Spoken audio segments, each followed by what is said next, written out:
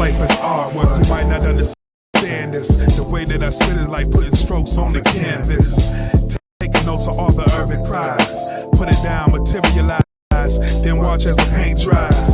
Better bet the ink, cause every time I think it's time to keep it flow while these other cats sing. No Titanic, too over dramatic. I feel like new edition in the brain now. Tell me, can you stand it? With each word I'm building me a steeple. And if you open my works up, there you'll find my cathedral. You got your wood stains, a little glass paint, but it all tell a story, man. Think that it can't. Where I come from, it's deer hunters and street guns. So I spray these words like the Uzi weighs a ton. It's that heavy. I'm pouring this out from my heart to give you the truth. The way that you see is art. Now you can tell by the voice that it ain't a joke. And everything that spit is just like a brush stroke. Paint a picture, paint a picture, paint a picture, paint a picture, paint a picture. Yo, this life is artwork. Now you can tell by the voice that it ain't a joke. And everything that it spit is like a brush stroke. Paint a picture, paint a picture, paint a picture, paint a picture, paint a picture. Yo, this life is hard. My prescription, better yet my mission is to visualize and give the world vision. Work to heal the streets with a little oil. Yo, heat, and smooth it all out over laid back beats. A to the R to the T, Wisco flow. Like you're in a gallery and see a Picasso. But this ain't Picasso, baby. Even though it's like Jay, cause it's gonna drive the world crazy. This is for those admiring and looking. I heat it up for Instagram and flip the rest cooking. It's so acrylic every time that I spit it. My foliage show that I all get it. Speaking of, this art get wows and awes. Like a masterpiece that's up in the halls. Everything is so realistic, but better yet, man, yo, it's so artistic. Cause now you can tell by the voice that it ain't a joke. And everything that spit is just like a brush stroke. Paint a picture, paint a picture, paint a picture, paint a picture, paint a picture. Yo, this life is hard work. Now you can tell by the voice that it ain't a joke. And everything that it spit is like a brush stroke. Paint a picture, paint a picture, paint a picture, paint a picture, paint a picture. Yo, this life is hard work. My glaze in, bring the pick on home. I'm just an artiste in the Midwest zone. Now it's a lot of cats that paint, but they ain't making art. Cause they be lying from the very start. So I make it a point that I paint what I feel. Cause I know deep inside what I feel is all real. And this exhibit don't end till I say so. Sincerely yours, Michael Tangelo. Now you can tell by the voice that it ain't a joke. And the way that it spit is like a brush stroke. Paint a picture, paint a picture, paint a picture, paint a picture, paint a picture. Yo, this life is hard work. Now you can tell by the voice that it ain't a joke. And the way that it spit is like a brush stroke. Paint a picture, paint a picture, paint a picture, paint a picture, paint a picture. Yo, this life is hard work. It's all hard work, baby. Welcome to my masterpiece, theater. Now you can go on and get a bootleg of it if you need to, you know what I'm saying? You can hang it on your wall, you don't even need a frame. Yo, this life is hard work. In a world saturated with content, your trusted RBN embodies that spirit, espousing a philosophy grounded in accountability as it tackles Black social issues, family issues, and political issues with the rigor and fervor that are both rare and necessary. Under the audacious motto, we dare to be bold, not silent. The channel invites viewers into a space of unapologetic discourse, where pressing issues are unpacked with intelligence, empathy, and resilience. Standing at the intersection of empowerment and education, this platform recognizes that discussions around Black social issues cannot be contained within narrow confines. Hence, it sprawls into diverse territories. Beyond the headlines, your trusted RBN explores the undercurrents shaping Black people issues with the lens that is both piercing and compassionate. A foray into the channel's political discourse reveals a landscape where accountability isn't just championed, it is demanded. Through thoughtful analysis and discerning critiques, the platform urges viewers to envision a political sphere devoid of passivity. Here, individuals are not mere spectators, but active participants steering the narrative and progress. Furthermore, engagement is not a one-way street on this platform. viewers find themselves in a vibrant community where their voices are valued, where they are urged to be bold, not silent, and to engage actively through likes, comments, shares, and discussions that foster a rich and diverse tapestry of perspectives and insights. In a nutshell, your Trusted RBN is more than a content hub. It is a pulsating, dynamic entity that stands as a bastion of accountability in a world inundated with noise. It doesn't just venture to spark discussions. It ignites movements, steering narratives with a force that is unyielding, yet respectful, grounded, yet visionary. Subscribe today and become a part of a community where you dare to be bold and not silent, where your voice matters. Now, welcome to our live stream. Have the conversation.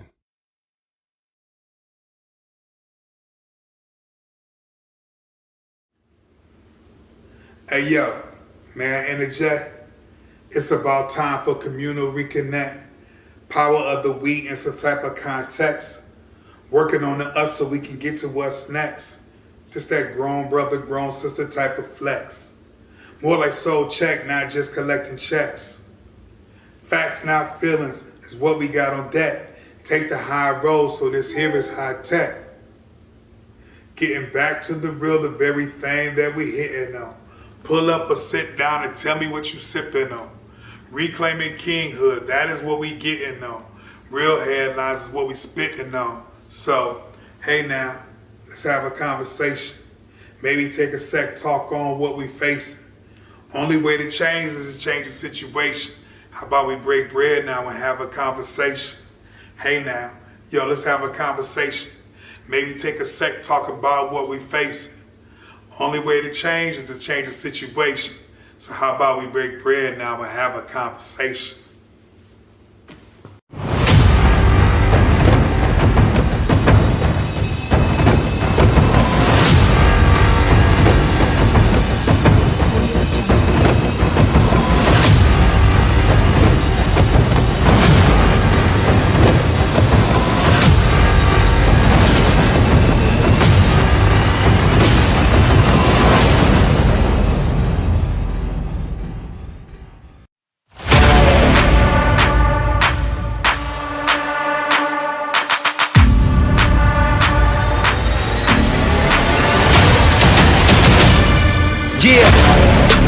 This is what I'm made of.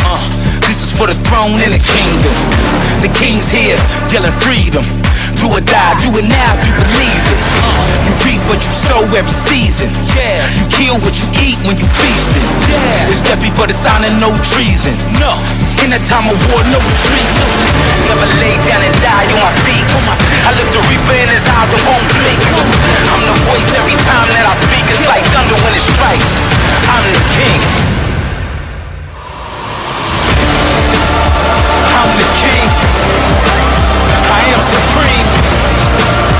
I am. I am. I am the king. I am supreme. I am. I'm the king. You gotta keep going when you in the field. Can't lose heart when it gets real. Always push back, can't lose ground. Always stand up, never back down.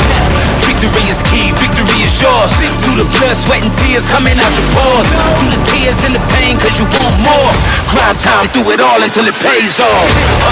I'm in the league of my own. I'm a king and I'm bad to the bone. Heavy in the game, made for the throne. I'm out of this world, I'm in my zone. I'm the king. I am supreme. I am. I am. I am the king. I am supreme. I am. I am. Like a god. I'm the king. I am. I am.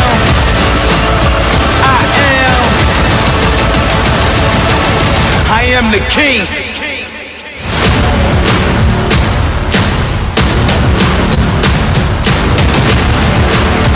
Yeah, yeah, I am king. Acknowledge me. Welcome back, everybody, to the Real Bravado Network. My name is TJ, and I am your facilitator for this journey today. Over here at the Real Bravado Network, we address Black people issues that keep Black people from being together, whatever those issues may be, and we go out of our way to attack the issue and not the person, unless the person becomes the issue. All right, y'all. I tried to do this stream last night, and which is cool. In the middle of what I was doing, I had a few guys want to come up and talk about what I started out the stream about last night, which is really how the Black men really protect themselves after what happened on This Might Be Risky podcast earlier in the week. But so I decided that because this stream, I put so much work into it, putting it together, and I really like the messaging in it.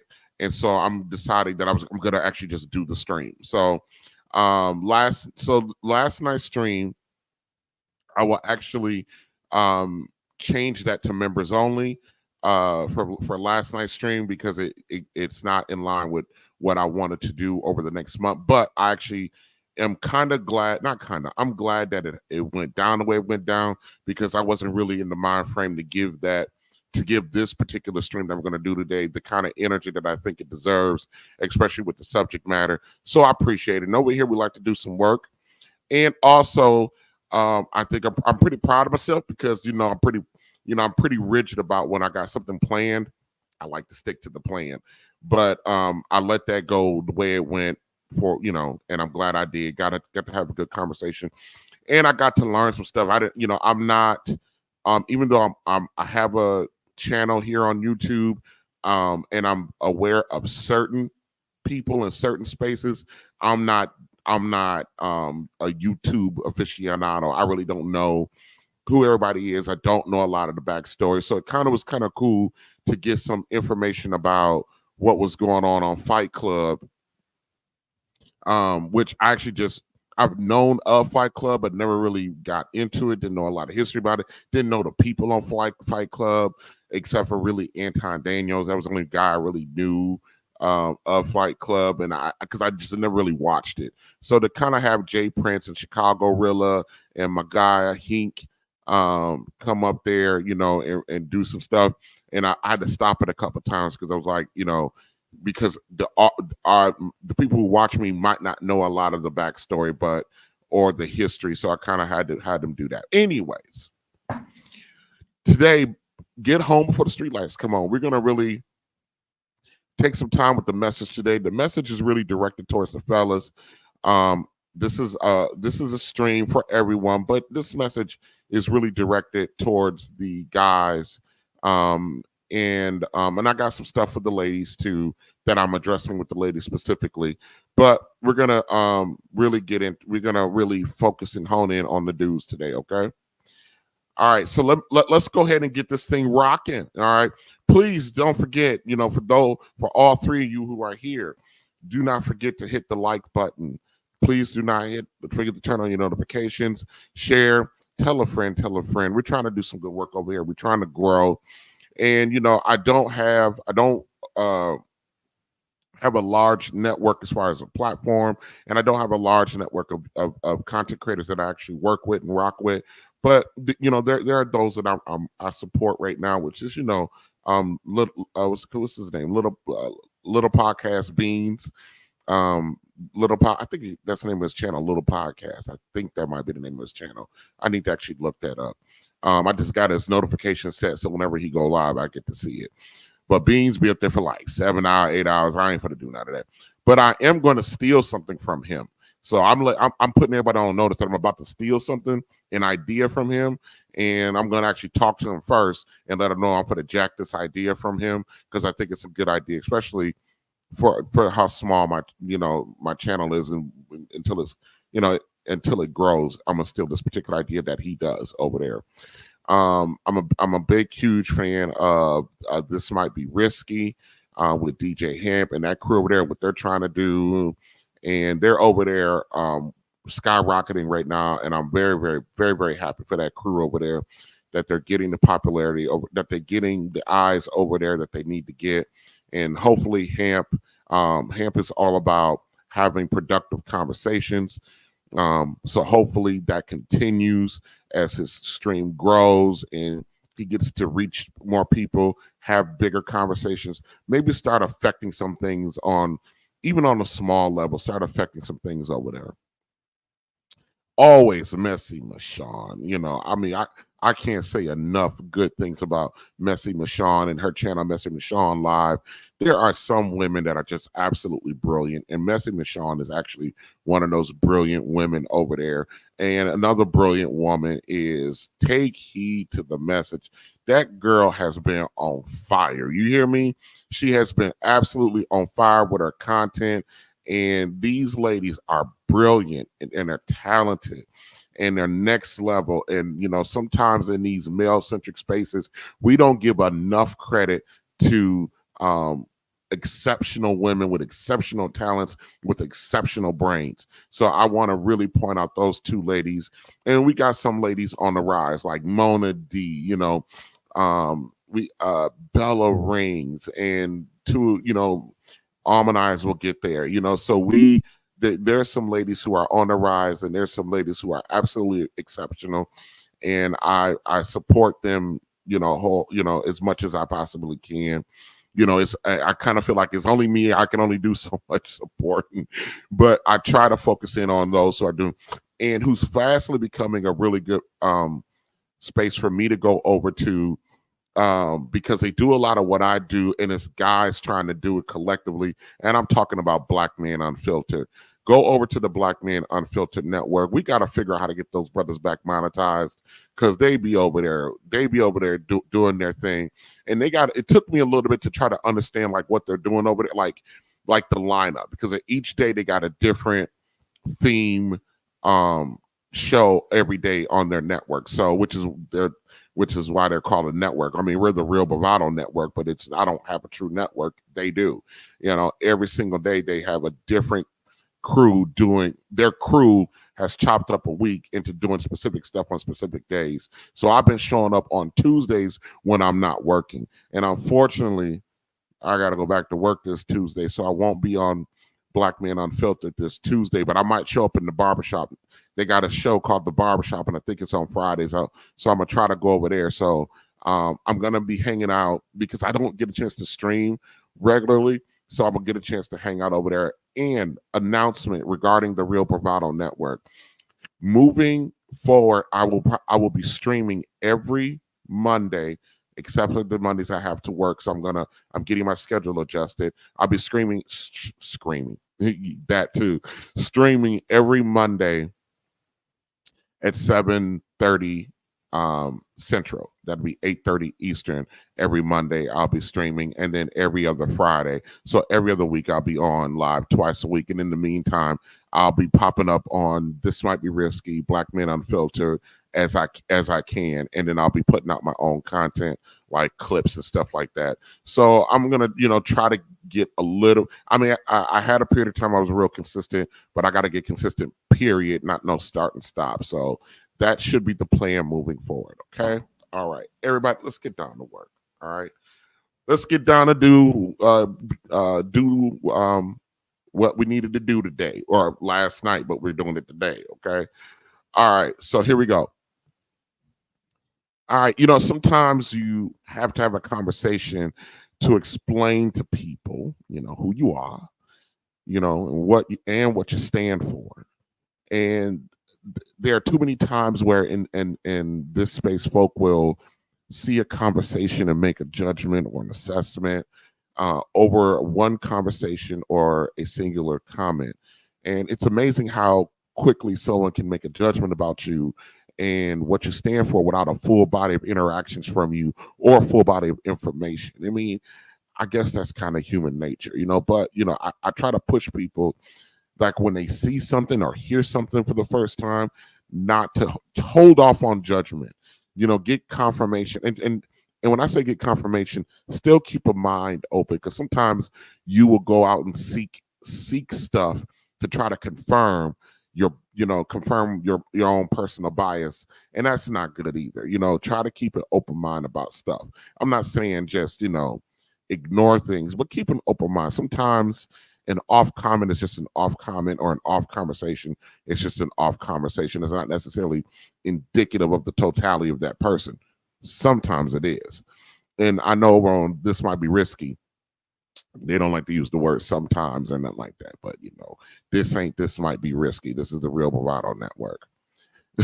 So today will be I think will be a pretty comprehensive talk that over here on the Real Bravado Network about my perspective on a few issues related to the men, and a few things related to the ladies as well.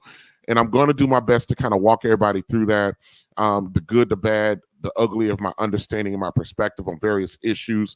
So, because sometimes, and the reason why I decided to do that was, people, a couple weeks ago had this whole understanding that I was trying to advocate for people to go out and be and date and marry baby mamas, and I wasn't doing that. I was just asking a question: is how do you ask somebody not to date a baby mama if you want? And all I talk about is black people, so I don't like to always say black this, black this, black that. So understand when I say man and woman, understand that I mean black man, black woman. So I ain't got to constantly say black man, black woman, black man, black woman. Understand over here, I don't know nothing about nobody else. I don't know how they move, how they operate.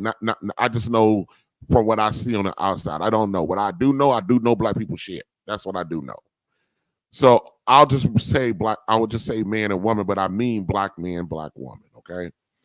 So the majority of this live stream today will focus on the men and over a few topics. If you have any questions, comments, please do so. I don't think I'm gonna drop the link for this one. If I do, we'll see. I don't know. But if you have any questions, comments, please put them in the chat. Please email me. The engagement is what helps a channel grow. Yes, you being here. Yes, you viewing. Yes, all that good stuff. But if you're not in the comments, if you're not liking the stream, then it doesn't help in a little bit. And all of that stuff is free. Do I appreciate the financial contributions? Absolutely. We all do. I do not make a ton of money over here, and I don't go out of my way to ask. I'm very uncomfortable with asking for money. Most people are not uncomfortable. I see it all the time. They up there every 10 minutes. Wait a minute, I ain't had a super chat in 15 minutes, and why I ain't that. You support. And I appreciate it when you do. I'm very grateful when you do. It's really humbling, because it doesn't matter if it's like $2 or $5. When I see that, it never gets old. When I see that, because I'm amazed that something that I said resonated with somebody. I don't view myself as somebody that I think people in large want to hear from. I just come up here as a creative outlet, because I try to be creative in my approach to my topics, in the writing, in the production, and then I also come up here because I care about what I'm talking about. So it's twofold for me. But when people go into their pockets and support, that is very humbling. I don't get. Some days I don't get it. I appreciate it. Some days I don't get it. But if you so feel desire, please support. And let me tell you guys something. I have never taken a single dime that you guys have contributed and did anything with it for my personal self.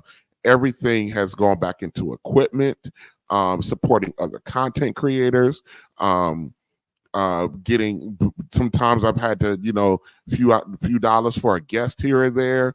That's where that money goes. It doesn't go to anything in my personal life. It's not I don't get enough. I probably get about $300 a month off of doing this. So, and I take that money and I try to go back and give it back and reinvest it in here and try to make sure that I'm supporting people that I think you guys would like to see supported, and then anything that I need for if I need to upgrade equipment, buy a new cord for the microphone or whatever the case may be, I do that specifically. Okay, let's get into it. All right. Back in the days when I was young, I'm not a kid anymore. But some days I sit and wish I was a kid again. Back in the day. All right. Right. Life as we know it. Life as we know it. It's a journey, and it has ups and downs. It got challenges, got triumphs, In the midst of all of that, we often find ourselves looking back over the past with a sense of nostalgia. That song Back in the Day kind of reminds us of the incredible power that nostalgia holds, and how it can serve as motivation. And then think about those lyrics real quick. Think about those. Back in the days when I was young, I'm not a kid anymore. But some days I sit and wish I was a kid again. Back in the day when I was young, I'm not a kid anymore, but some days I sit and wish I was a kid again. Some days I wish I could sing. I have no musical talent, and I hate that. I hate that. I have no musical talent, but I wish I did. But back in the day when I was young, I'm not a kid anymore, but some days I sit and wish I was a kid again. Those words resonate with me and so many other people because they capture a universal understanding for simpler times, for those long days past, especially what we're dealing with right now. And it also, makes us long for, times that were less complicated. You know what I mean? And, we're going to talk about dreamers in this stream a little bit towards the end of the stream. And it reminds me of a time where you could actually dream, and those dreams were limitless, So yes, nostalgia, can be a motivator, real quick. And I mentioned this last night when I started out the stream, that sometimes as you get older, man, life gets a hold of you, and it can really trample on some dreams. Life can, if you're not careful, boy, a dream, a talent, a skill, a path, you can be knocked so far away from it that you can barely remember what made you smile just for the sake of smiling, or what made you, or the simple pleasures of a talent or skill that you have, whether it be a musical talent, a cooking talent, or writing talent, or whatever the case may be, and some kind of gift that you had, and you had to let that go, because life just came along and knocked you through a loop, or sometimes because you brought the wrong person in your life and that knocked you through a loop. But so that's why I really like that song and those lyrics, because it reminds me, it kind of transplants you back to that, especially if you're my generation. I was like a teenager or whatever, or when that song, I think I was a teenager when that song came out. I wasn't an adult, I know that much. So when that song came out, but it reminds me just how hopeful I was during that time. And I didn't have any reason to be hopeful. I grew up piss poor, broke. I mean, I wanted for stuff, but I just knew that I would have stuff. I just knew, I didn't know how, but I just knew I wouldn't be longing. And life can knock you down, and then nostalgia, can serve as fuel to reinvigorate a dead dream, or dream deferred per se, But I want to share something with you today. Instead of dwelling on the past, or wishing, or spending a lot of time wishing to go back in time, like I just said, let's use nostalgia as fuel for our present and our future endeavors. Let's take those lyrics and harness those lyrics for motivation. When we think back to the days of our youth, what do you remember the most? What do you remember the most? We remember, like for me, I remember a time,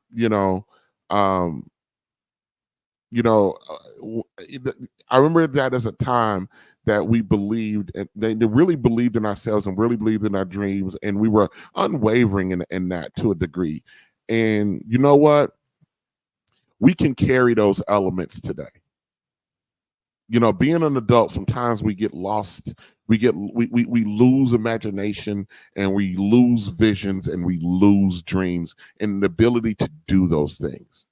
As an adult, we can lose the ability. Not that we can't. I've watched it. I watched it in people that I know, and I've seen it in me. You know, so that nostalgia reminds you of the boundless potential that you once thought that you had. You know, and it's still there. So you know, to a degree, those carefree days might be gone, but the spirit, the resiliency, the curiosity, the determination, you know, that really defined you as a youth and propelled you, you can use that memory of that to reinvigorate a dream or a moment or an outcome. You know, take a moment to reflect on that. Just a minute, you know? But then ask yourself, how do you channel that sentiment into what you got to do today? How do you recapture? How do you recapture curiosity? How do you recapture resiliency and determination? How do you recapture a sense of wonder? You know, that belief that belief in yourself that you really didn't have any business having that level of belief because you hadn't done anything, but you still believed, you know, and it pushed you to start your dreams. And we're going to talk about dreamers towards the end of this end of the stream before we get into the meat of it. Now, we haven't gotten into the meat of nothing yet. I'm just here talking. I'm sitting here talking, and I'm trying to invoke something in you right now. I'm trying to capture your imagination. So I hope, good Lord, that you guys haven't tuned me out yet, because I'm trying to capture your imagination right now. You know, nostalgia can be a source. It could be a catalyst, you know. It could be a catalyst for change. Remember, the past may hold cherished memories, but your future is where it's at. You know, in the future, in nostalgia can help you create something extraordinary. And we're going to talk about Black men being extraordinary too in just a second. So be motivated by nostalgia, the sentiments of back in the day, and let that drive you to make the most out of the things that you have let slide, let slip, let go. Let me tell you something. Sometimes we get stuck in, well, that my time has passed. I'm not talking about marriage and relationships, but I'm talking about goals. When I'm saying this, sometimes, I have this saying that every day you wake up, you choose your outcome. And sometimes it's hard to get that spark back, but hopefully the nostalgia, the nostalgia will help you do that. Back in the days when I was young, I'm not a kid anymore, but some days I sit and wish I was a kid again. Back in the day. Yes, absolutely. Now, the one thing that I thought a lot about during that time, when I actually do think about the nostalgia parts of stuff, the one thing that I think about most of the time, I never think about winter. Winter doesn't invoke any. I know some people are like winter people, but I don't understand them people. And I'm from Wisconsin, and the winters are nothing but cold, white, and cold. That's all I remember. I don't associate anything. I don't associate anything positive with the winter. But the one thing I do associate with is summertime. And and the official start of summertime, boy. Now, summertime, we all got some nostalgia for summertime, especially especially when you hear this. Please.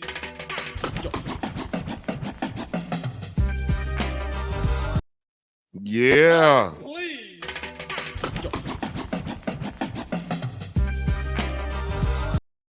Yeah. For years, that song was the official start of summer. When the local radio station would play Summertime, we all knew what time it was then. School was out and there's sort of a buzz. Back then, I really didn't know what it was. That's what I'm talking about. You know, the Summertime, that song by Will Smith was like the summer anthem. I don't know if it still is or not, but it was definitely when I was in high school, going into college, boy. And then you knew because the people who had the convertibles, you know, rolling through the neighborhood, you could hear it. They'd be like, please. Yeah, that song just sounds like Summertime. You know what I mean? So yeah. So, but one of the biggest things that I remember about Summertime, boy, which is those damn street lights. Boy. If you got caught by the street lights, I promise you got caught with an ass whooping. I don't know if anybody know what I'm talking about. If y'all don't know, then you don't know. But if you know, you know. I heard somebody say that, boy. If you know, you know. Boy, if y'all don't know, I don't know what to tell you. You don't want to get caught by those street lights because that means you put a catching ass whooping. You know, although, you know, I know a whole lot of people who needed to be home before the street lights came on. I just needed to make it to the front porch before the street lights came on. So, you know, I had it a little bit different. Most of y'all had to be in the house. And it wasn't when the street lights came on, it was before. So you had to judge, you know, the timing of them damn street lights so you can make it home before them. Don't get caught with them street lights on, boy. Don't do that. You know, you out there and you got this playing in the background. You out there doing your thing. And man, next you know, you hear them, and you know, them lights gearing up, boy. You do. Your heart sunk, boy. So yeah. You don't know. But if you know, you know. You know, those street lights were kind of like, you know, guardians of our childhood. It was a silent but powerful reminder that it was time to come home. You know, and time to leave behind, you know what you were doing, the fun, the carefree stuff. You know, it was time to put that away because, you know, there was some folk, you know, there was somebody waiting on you, you know, to make sure. Now these kids today, boy, you know, I was 10 years old and on the other side of town, you know, from home. You know, you can't do that now. You know, you tell a kid to go down to the corner, they might wind up missing, falling in the manhole, or being abducted by aliens. I mean, I don't know what's going on with these kids today, boy, but when I was growing up, your ass could be 10 miles, 15 miles away from home at 10 years old, and your parents ain't worried about nothing. Ain't worried about nothing. They ain't gonna start worrying until the street lights come on. That's why your ass had to come.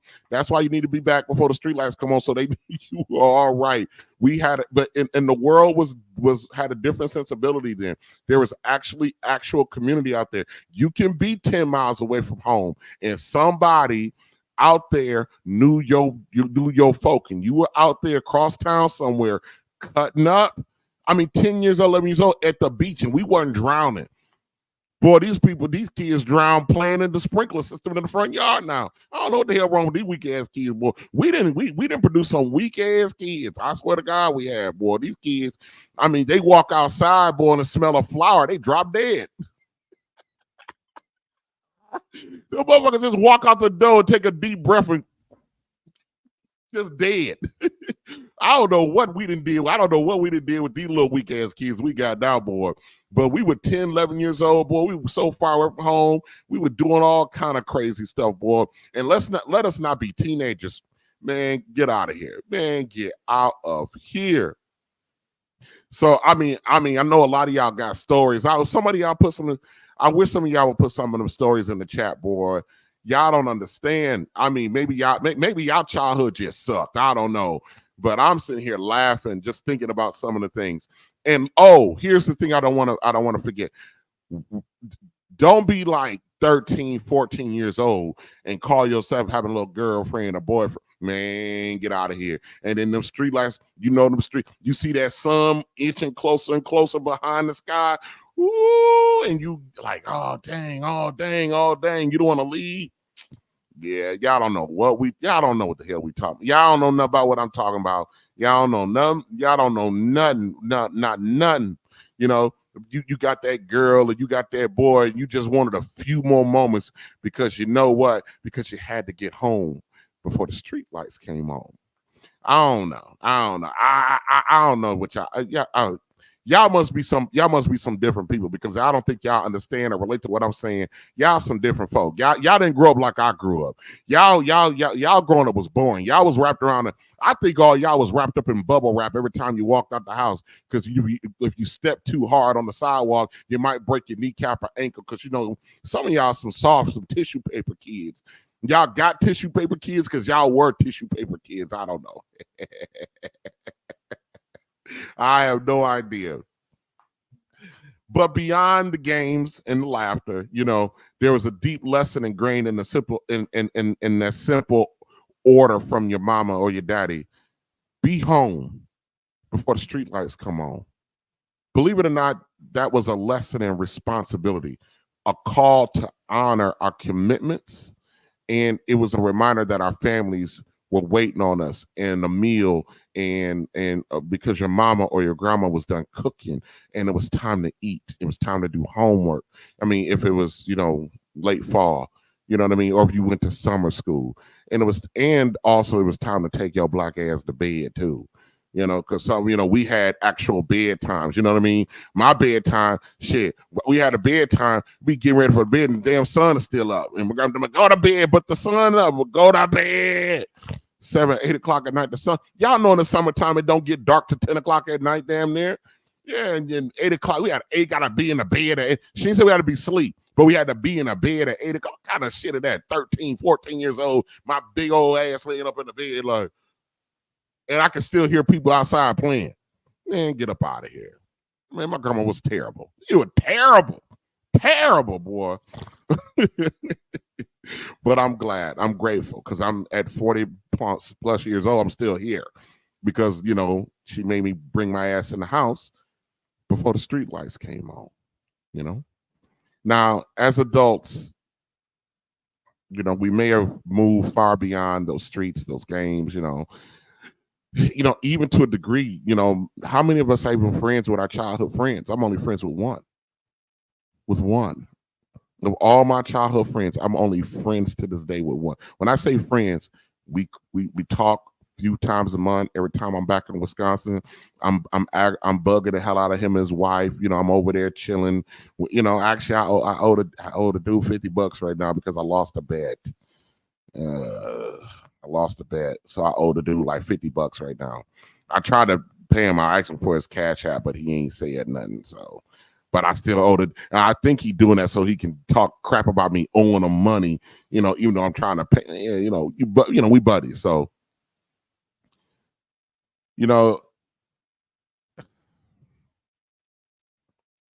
being home before the streetlights also taught us the value of time. And the importance of community and the significance of coming together as a family. The order to get home before the streetlights come on was also a continual lesson on how to manage your time. And it taught you, no matter how much light is out, no matter how high the sun is in the sky, eventually the streetlights will come on. At this point, everybody listening, do you think I'm really talking about streetlights? So let us take a moment to reflect on those cherished memories, let's just on those memories.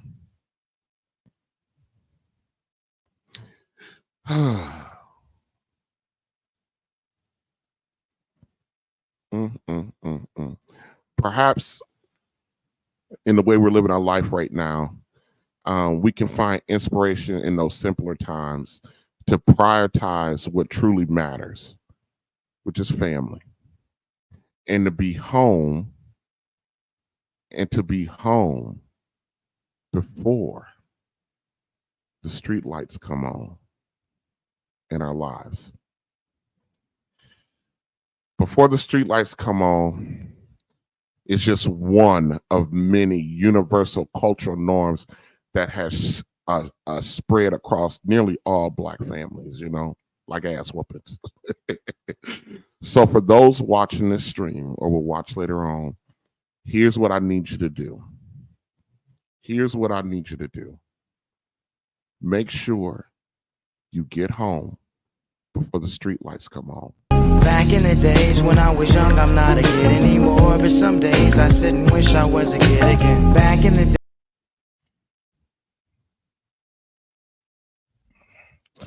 All right, listen. Fellas.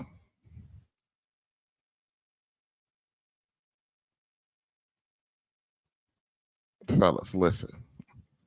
I'm going to talk about Black men, what Black men must accept in order to do what they've been designed to do.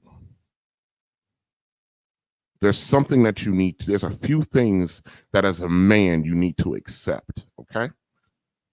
But first, whatever happened to a dream deferred?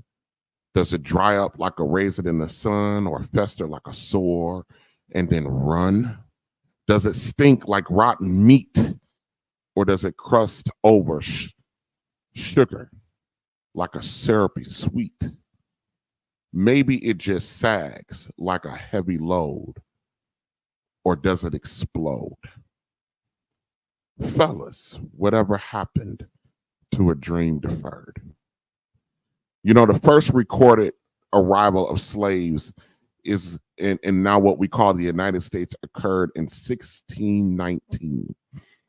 It was a group of approximately about 20 enslaved or captured Africans they were brought to the English colony of Virginia aboard a ship called the White Lion. And ever since that day, listen real closely to all of the men and the women, ever since that day, Black men, nobody cared about your struggle. Now, going through life as a Black man can be one of the most loneliest feelings in this country. You can have a whole family as a Black man and still feel lonely and still feel disconnected. Now, this is not a complaint. I'm not complaining. I'm not bitching. I'm up here bitching. This is not a Black man sitting up here whining. This is simply an honest assessment of what many Black men have come to believe. Nobody cares about our struggle. And the only time most of us are seen, like truly seen, is when there's an opportunity for you, the man, to be separated from your resources. I got a clip that I want to play.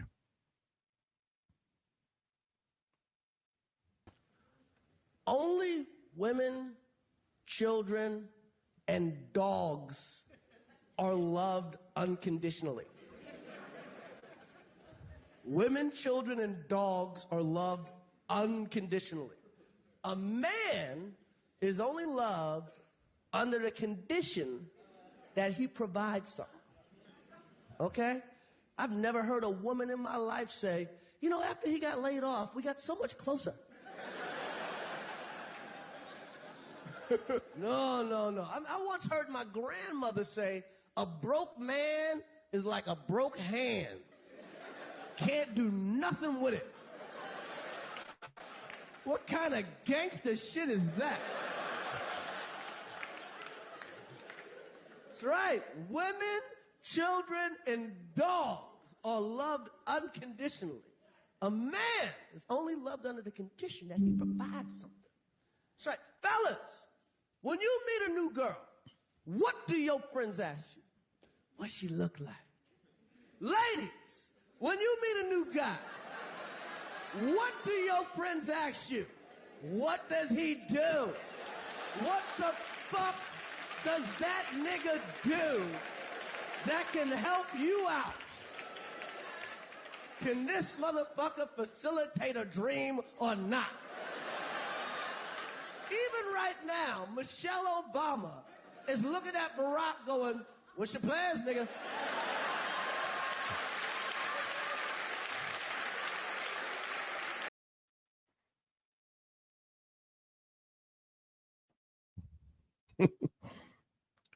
When I saw that clip, when I saw that for the first time a few years ago, on a special, I was like, "Damn, boy, that shit hit hard." You know, when Chris Rock says that, but it goes back to the notion: nobody cares about your struggles. Our black brothers, you know, we understand the struggle.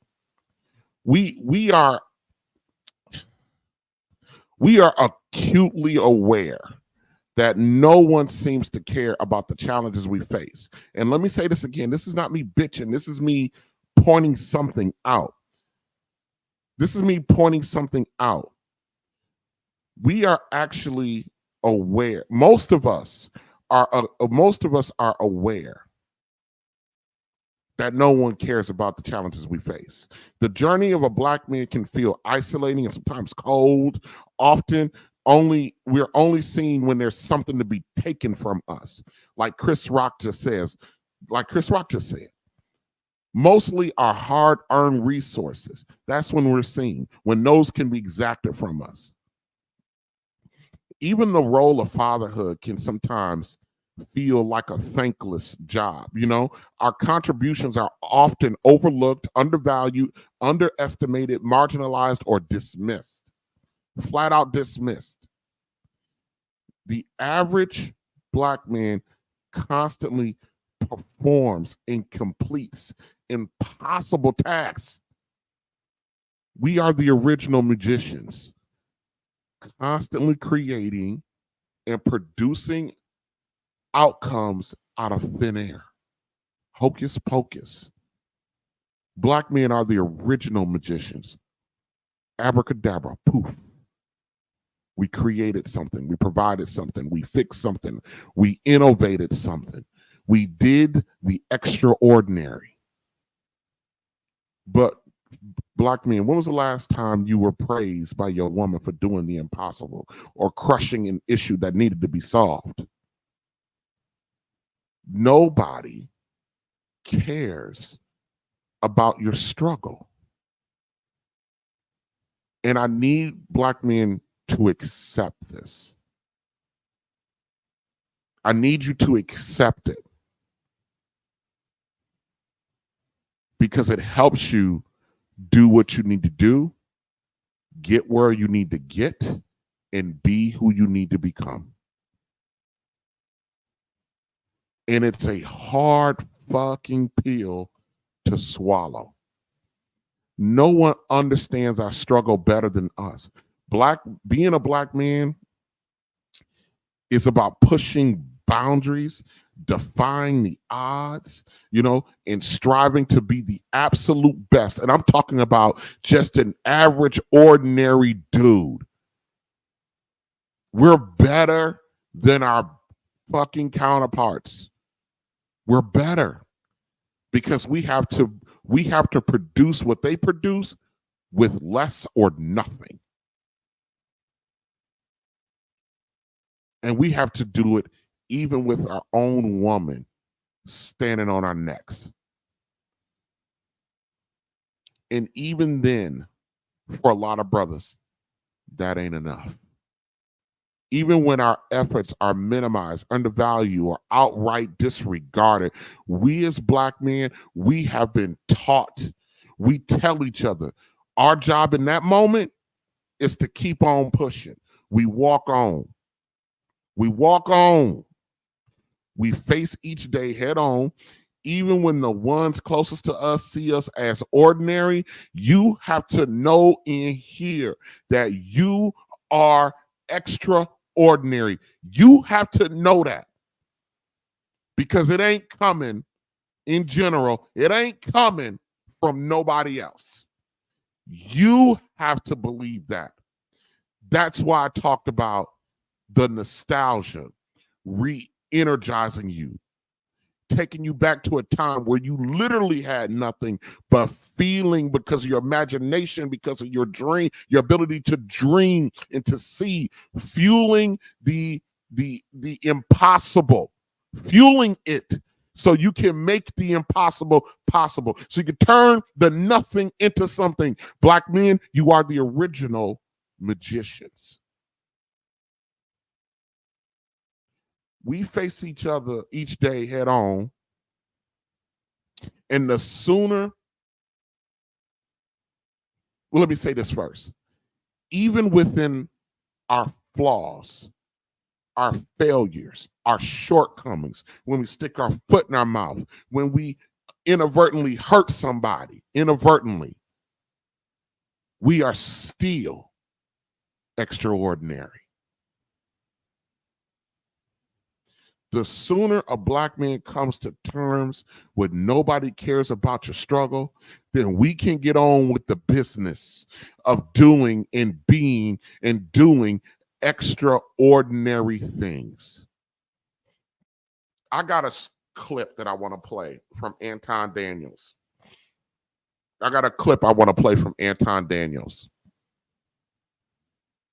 This shit hit so hard, I don't know how much of this clip I'm going to play because it's a long one, and I'm not going to interrupt this shit at all. There is nothing for me to comment on. So, Anton, I'm sorry that I'm not for the transform the clip or anything like that. Bruh, this shit here, and I'm not even saying that I'm a fan. I'm not even sure that I'm saying I'm a fan of Anton, but I'm a fan of what the fuck he just said in here. I resonate with that shit. Ladies, black women, listen to this, brother. Listen to what I just got through saying. Black men, you need to come to terms with that no one cares. So you can go on and do extraordinary things, not for the bitch you're trying to get. You're trying to get it because of you.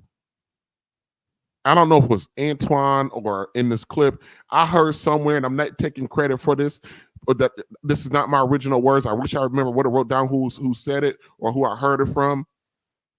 Men are only respected when we die. We're only revered when we die. We're only missed when we die. We're only liked when we die. I forgot who it was who talked about that Martin Luther King was one of the most hated black men in the country. Not necessarily by white folk, but by black folk.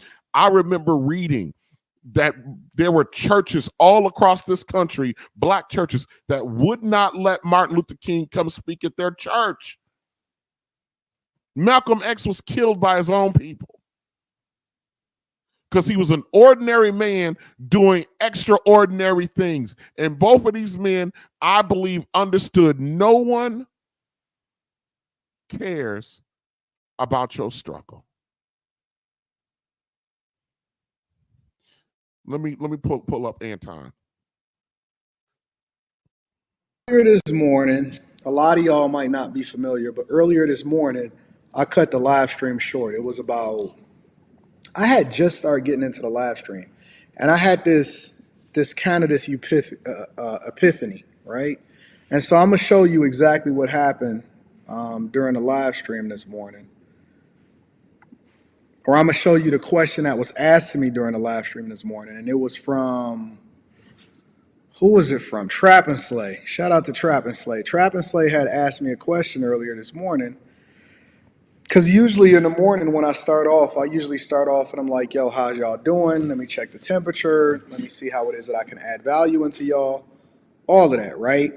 Let me turn my phone off for do not disturb, because usually I have my job on do not disturb.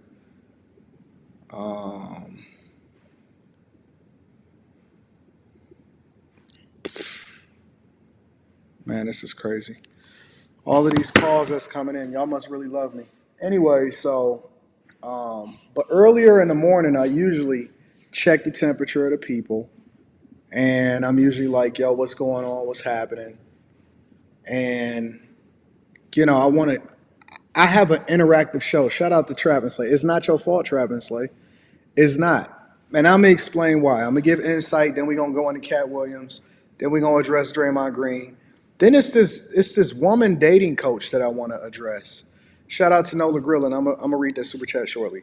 But I usually,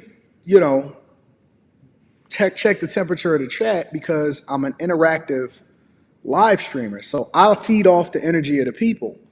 Where's my glasses? I knew I was out here looking stupid. I feed off the energy of the people, and the people start to add value into me, right? So this is kind of what happened. I'm going to play it kind of sort of what happened, and then we're going to go from there. Slow, strangling, strategic, optimistic, happy, go blue. Shout out to the Wolverines. Focus, how are you feeling this morning? Anton, give us one word. Trap and Slay. Trap and Slay, Anton, how are you feeling this morning? Give us one word. I'm not used to that. I'm not used to people asking me how I feel.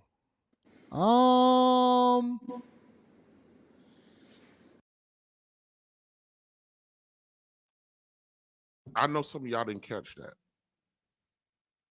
but his whole thing is about the change. He said somebody asked him, Antoine, how you feel this morning? And then he just flippantly said, I'm not used to that. And then it starts to resonate what was just asked of him.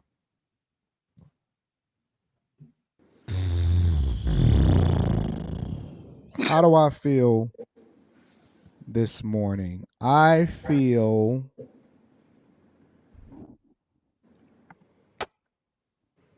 now, it's two things that's going through my head right now, right? And the first thing that's going through my head is, what do I really feel? Because I'm not used to anybody, hardly anybody asking me how I feel. Or even if it's like family or, somebody that you live with, whatever. If they ask you how you feel, a lot of times you thinking, even if they intentional, because you don't know what people's intention is. A lot of times if people ask you how you feel, especially if you're the strong friend. Now, this is something that happened to guys all the time. And guys are used to being told and asked, from. They used to being drawn from, which is normal, right? That's just what we accept. That's who we are. That's how we rock. Guys are used to being a rock. My father, God bless his soul, when he passed away, it seemed like he had gave way more to everybody else than he ever got back from himself, right? And so to have somebody. But isn't that what happens with all of us? I'm talking about the brothers. You give way more than anybody ever gives you. Even now, think about your own relationships with the women. How often? Come on, man. A woman, y'all can't fucking outgive. Y'all can't outdo your man giving you. Not even a little bit. How many of you men are constantly giving on a day-to-day basis, and the only thing you get from her is either attitude or when she's in the mood, some coochie? How many of y'all actually are being given? I'm not just talking about material things either. How many of your women are sacrificing anything for you? How many of y'all women are going out of their way to do anything for you? How many of your women are going out of your way to make your Saturday off peaceful? But I guarantee you, ladies, your man sitting around while he at work, sitting around thinking about what he can do to make sure that you are relaxed. That what he can do today to put a smile on your face. We spend almost everything that a man does is for the satisfaction of his woman. Let's keep it a fucking buck.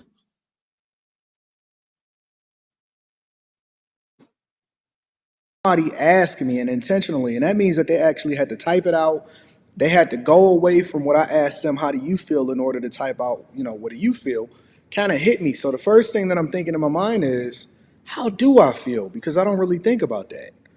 And then the second thing that's going through my mind is, let me be careful what I say, because I know that having a platform and having a voice on a platform, a lot of times it could be a negative thing. It can always be taken as a negative thing, and I don't want to let people get the wrong perception.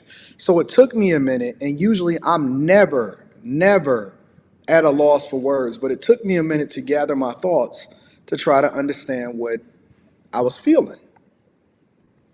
I feel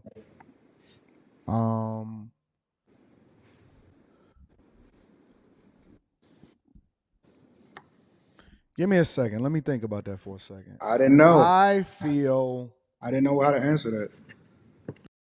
Look at that shit. Like, how does somebody struggle with such a simple question? Fellas,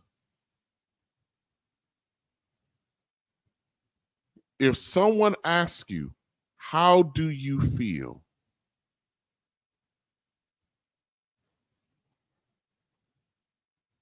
Can you honestly assess and articulate that? Or does that short circuit your system like it's done Anton?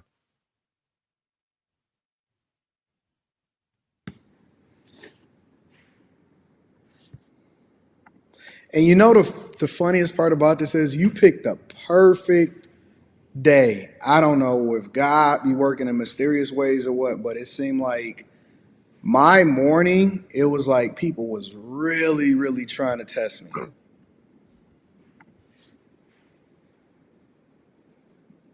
I don't know. I don't know how to summarize what I would say. One word, I would say I feel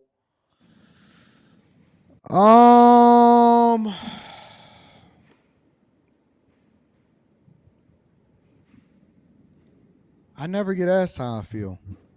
Is that weird? No.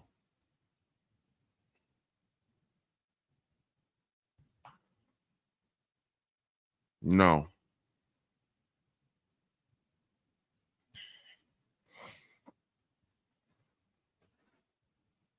I might be exaggerating this, and I'll leave room to say I might be exaggerating it because it's not like I can remember every single day.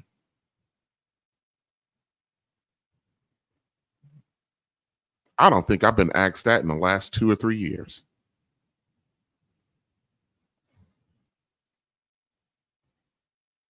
I could have been. I don't know. But the fact that I don't know is very indicative of what brothers have to deal with or go through. Nobody cares about your struggle. Nobody cares. For the brothers in the chat, or if there are any brothers in the chat, women, when's the last time you asked your man how he feels? Like for real, for real.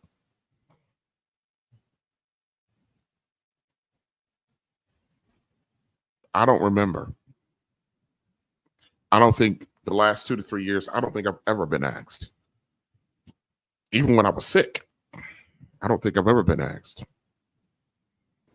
How many guys that's in here watching this right now? And I'm always glad that I can do after hours because, I don't have to worry about it being 2,000 and 3,000 people in here. I could just absolutely give my thoughts. How many guys that's in here right now get asked how do they feel? I love Trap and Slay. How many guys in here usually get asked how do you really feel? Like you got a girl, or you in real life, or your family, or the people that you pour into every day, or your employees, or your children. They usually just take, right? How many people in here, and it's not their fault, that's just what our normal circumstance is. How many people in here actually get asked how do they feel? How many guys in here that's watching this actually get asked how do you feel? And they genuinely interested in how you feel. You see, he put that caveat in there, like genuinely are interested for a man, for a black man. That's hilarious. Genuinely interested. That's fucking hilarious. See that? Y'all see that? I don't see one guy in here that sit outside of Classy Beats. Lance said his mama do it sometimes. JP, I did not see that yet. I'll go over it on the Millionaire Morning Show. Only for my wife, but she means it when she asks. Only your mother. If it ain't our mama, most of the time ain't nobody checking for us. Yeah, even that bitch ain't either. And so this is normal. This is normal. Y'all kick our ass every single day. And when I say y'all, I'm talking about society. Society kick our ass every day. We go out here, we die a little bit every single day. We put our bodies on the line, we put our life on the line, and you know what people say to us? Even if you are really successful, do you know what people say to us? I'm going to be absolutely honest. I don't even give a fuck about that stuff. That's what people usually say to us. You go out of your way, you do this, you do that, and then somebody will tell you, oh, I don't even care about that anyway. Or they'll say, I never asked you to do that. Oh my fucking God. I've had a women, people, you do something for them, do some kindness for them, and they'll look at you dead in your face. I never asked you to do that. The disrespect, the undervalue, underestimating, the marginalizing that goes on with Black men is just ridiculous. It is ridiculous. Black men, no one cares about your struggle. No one gives a fuck. They don't care. No one cares. That's why you have to accept it.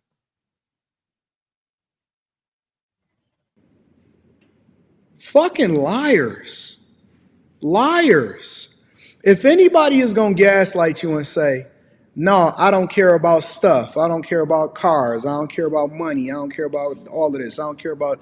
Yo, honestly, that is the big... If a woman tell y'all that, if y'all mama tell y'all that, if y'all employees tell y'all that, if your kids tell y'all that, that's fucking lie. Because they not going to downgrade their lifestyle for you. Fucking liars, bro. I'm going to just be absolutely real with how people are in real life. Oh, I didn't care nothing about that. You do fucking care. But here's the problem. It's not even whether you care or not. That's not the issue. The issue is that this motherfucker traded in his time, resources, energy, not sleeping, killed himself every day in order to show you some love. And the way that guys communicate in a lot of instances is what they do. They don't communicate or they don't show love by emotion and affection. That's usually a female trait. That's something that females are conditioned to do and feminine men are conditioned to do, but men love through actions. So if a guy... You can fix your mouth, I'm going to say, you can fix your mouth to say anything, but the truth is in what you do. Right on. Right on. I then go out here and fucking kill himself for you and then get the best for you, even if it's not that good, even if he just going out of his way. Let's say he go out and buy you some flowers, or he go out and get you a hat, or he was thinking about whatever it is.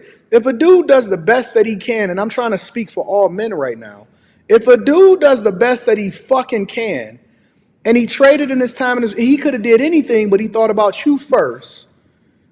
And then if a person then comes back and says, oh, I don't care about that anyway. You know how much of an insult that is to the person? Do you know how much of an insult that is to the person that is building every single day? Most men will die for the people that they surround themselves with. They will die for their children. They will die for their mama. They will die for their family. They will almost die for their employees because they mean that much to them. And it is the biggest insult in the world for a person, no matter who it is. Listen, my father died working. That is a fact. He died working. Most guys die from something that's relevant to what it is that they put their life on the line for in their lifetime. Even if you a dope man, even if you a drug dealer, Even if you a dope man, do you know that dope boys put their life on the line every single day? Every single day for whoever it is that they spending their money and their time for? Every single day they do. They put their freedom. Now, I don't agree with them poisoning the community, but they put their freedom on the line every single day, right? And most of these guys out here right now are unappreciated. And that's not speaking of my situation. I'm just speaking for men in general. Most men are unappreciated. And you know what's going to happen when they die? They're going to get a funeral. People going to mourn for them for a little bit. And then everybody going to move on with their life. And they're going to inherit everything that came along with what it is that he made the sacrifice for. And probably never speak his fucking name again. And probably never speak his name again. And probably never speak his name again. That's a fact. That's a fact. So when somebody then says, well, how are you doing? First of all, are they really asking that? Or are they being genuine? Or are they asking that just because it's something to say? Real talk. Because it's something to say.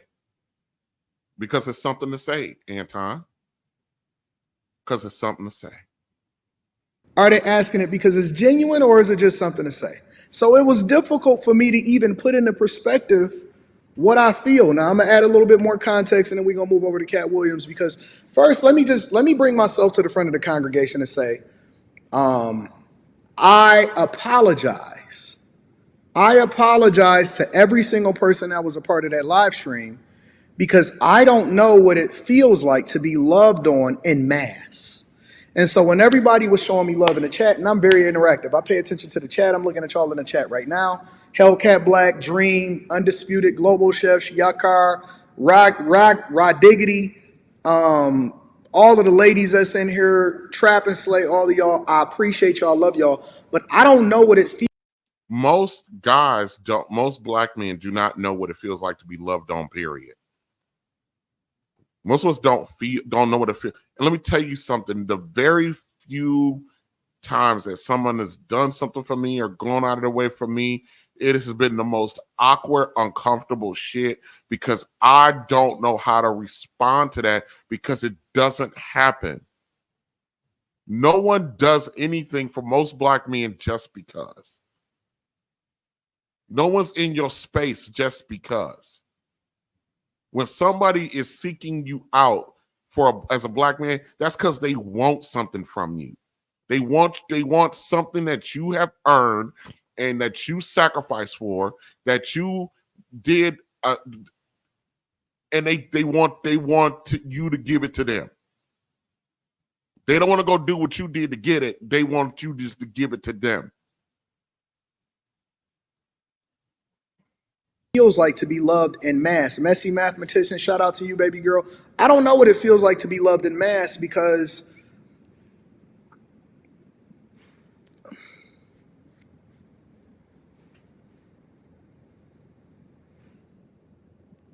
I'm used to being the person that everybody else depends on. And so, well, let me play a little bit more of this, and then we're going to go from there. I got uncles, brothers, sisters. If I don't call them, I would never hear from them. I have siblings who've never been to my house.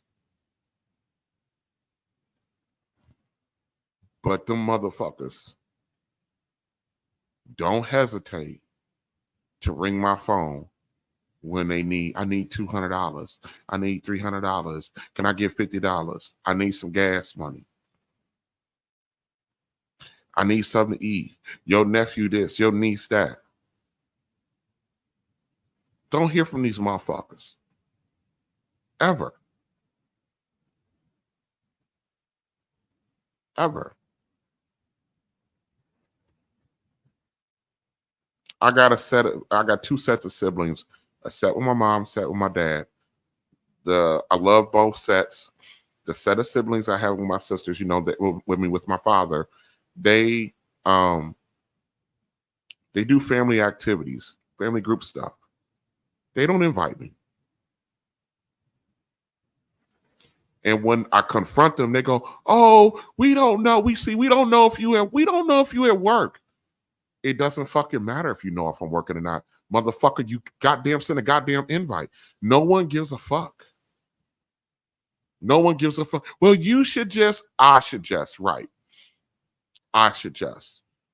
do what I always do. When I notice it's been 3 months since I seen my sister, I'll go knock on your fucking door. When's the last time you've done that? When it dawns on me, you know what? I ain't seen none of my sisters in 3 months. Let me go check on them little motherfuckers. When's the last time any of y'all? People have no idea. Incredibly selfish for a man to be asked, "Are you okay?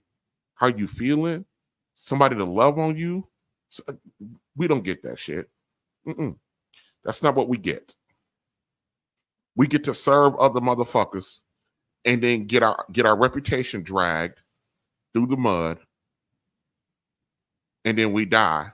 They take our shit and no one speaks our name again.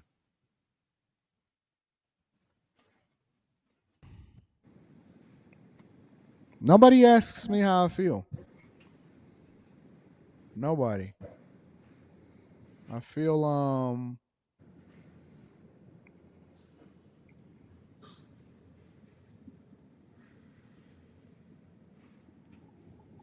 unemotional.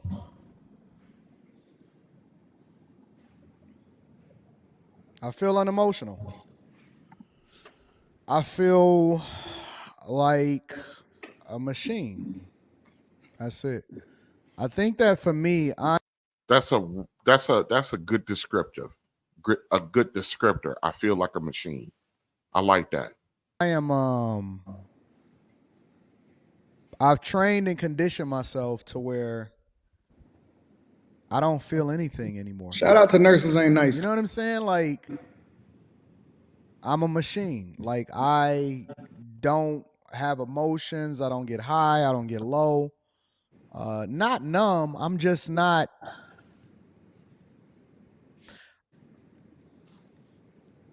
I'm emotionally unavailable. Is that a better way to put it? And that's the best way to summarize it. And I could not have been. Shout out to Nurses Ain't Nice. Shout out to y'all. I just do. I genuinely got to say, I love y'all. I appreciate y'all. I apologize for not giving y'all. I'm going to leave that right there. Back in the days when I was young, I'm not a kid anymore. But some days I sit and wish I was a kid again. Back in the day. This is a public service announcement, guys. No one cares about your struggle. But make sure you get home before the streetlights come on.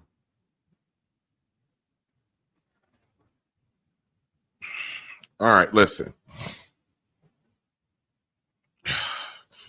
I want to talk to brothers real quick about anger or emotions and righteous indignation and the difference between the two. Now, one of the most disingenuous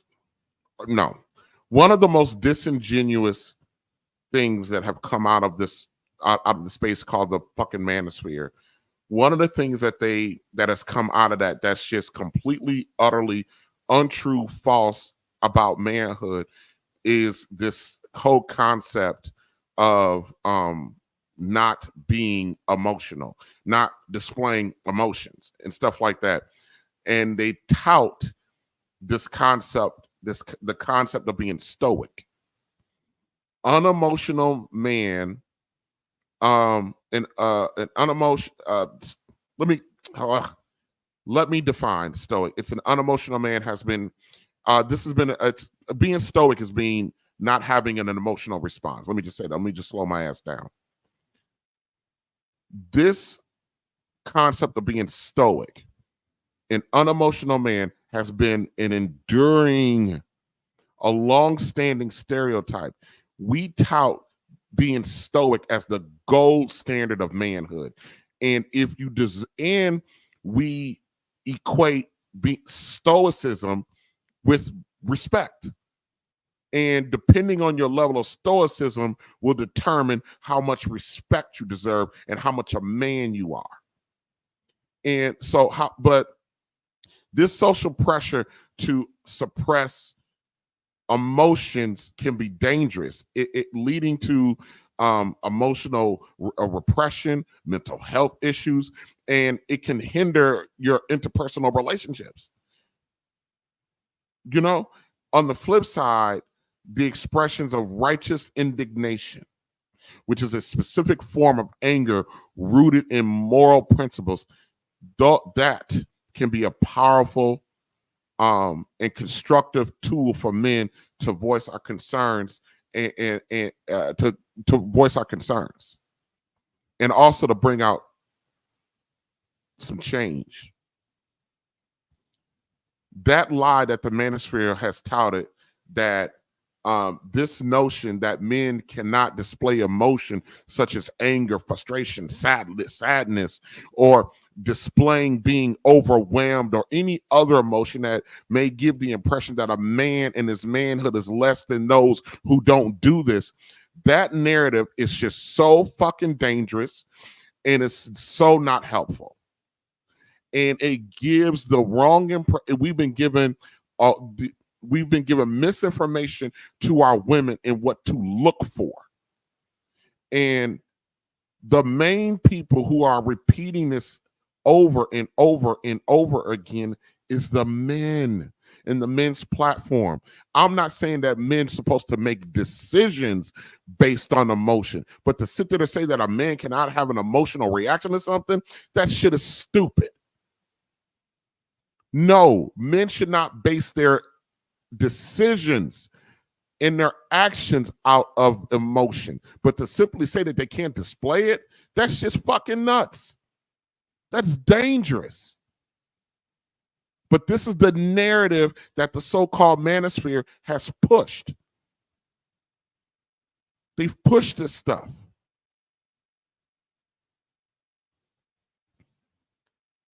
And men use this more often to attack another man's character and his manhood, because he's displaying emotion, because he's showing frustration, because he's showing anger, because he's showing righteous indignation. A lot of people, a lot of black men like to quote, refer, or reference Kevin Samuels. And I've seen this brother have emotional reactions all the time. Oftentimes what I see is frustration, is anger, sometimes sadness, sometimes being overwhelmed. And I often, more times than not, see righteous indignation. The fact that we as men keep telling men that you gotta get your emotions in check, and you're not, that's not being a man. Making a decision based on emotions is not what men are supposed to do. But not being emotional, you're fucking crazy. Of course you can be angry. Of course you can get frustrated. Of course you can get overwhelmed. Of course you can be sad. Of course. But we've taught our women that those are not manly traits. That's all female traits. The fuck is wrong with you people? Decision making is what we're talking about. Well, the normal people don't make decisions based on emotions. Women do that.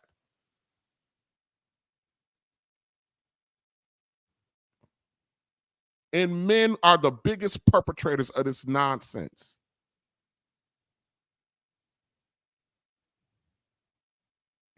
I want to make I'm going to define a little bit the difference between anger, and righteous indignations. These emotions have long been powerful forces that shape histories and movements and stuff like that. And believe it or not, anger is the very essence of being a fucking human being. But make no mistake, righteous indignation and anger are not the same thing.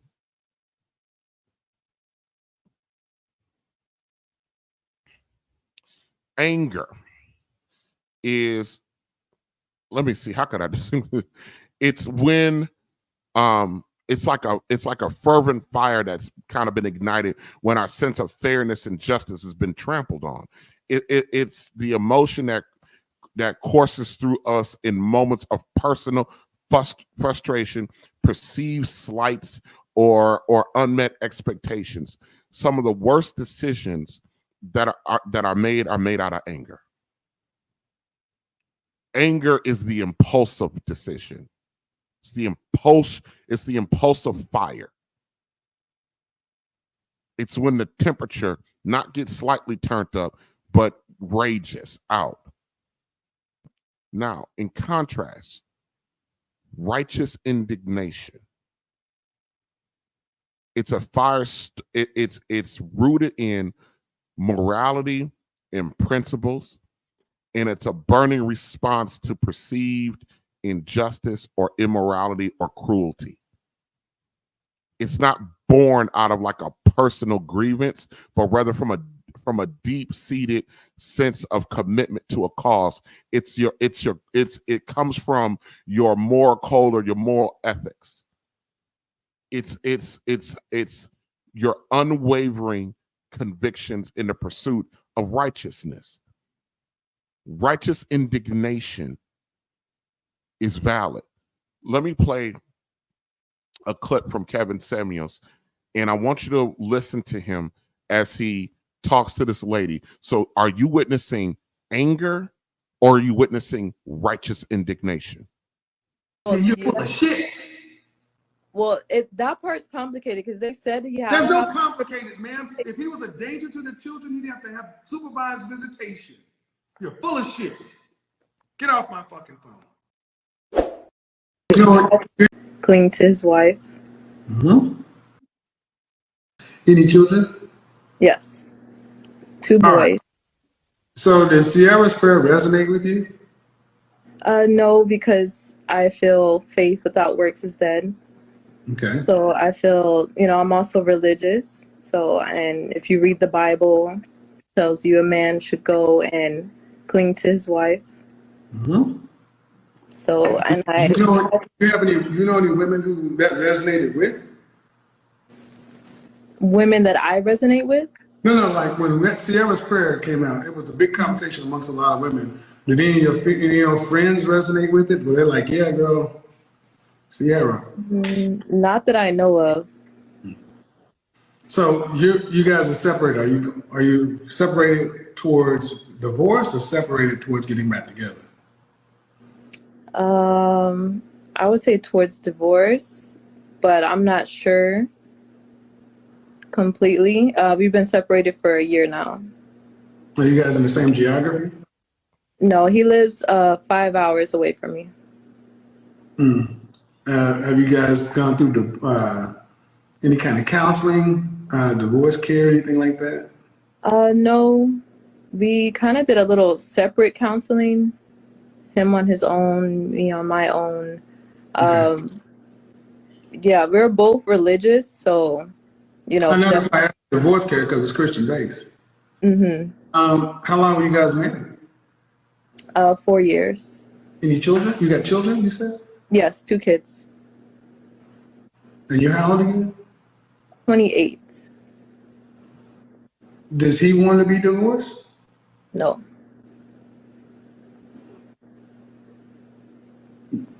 Is it unsalvageable?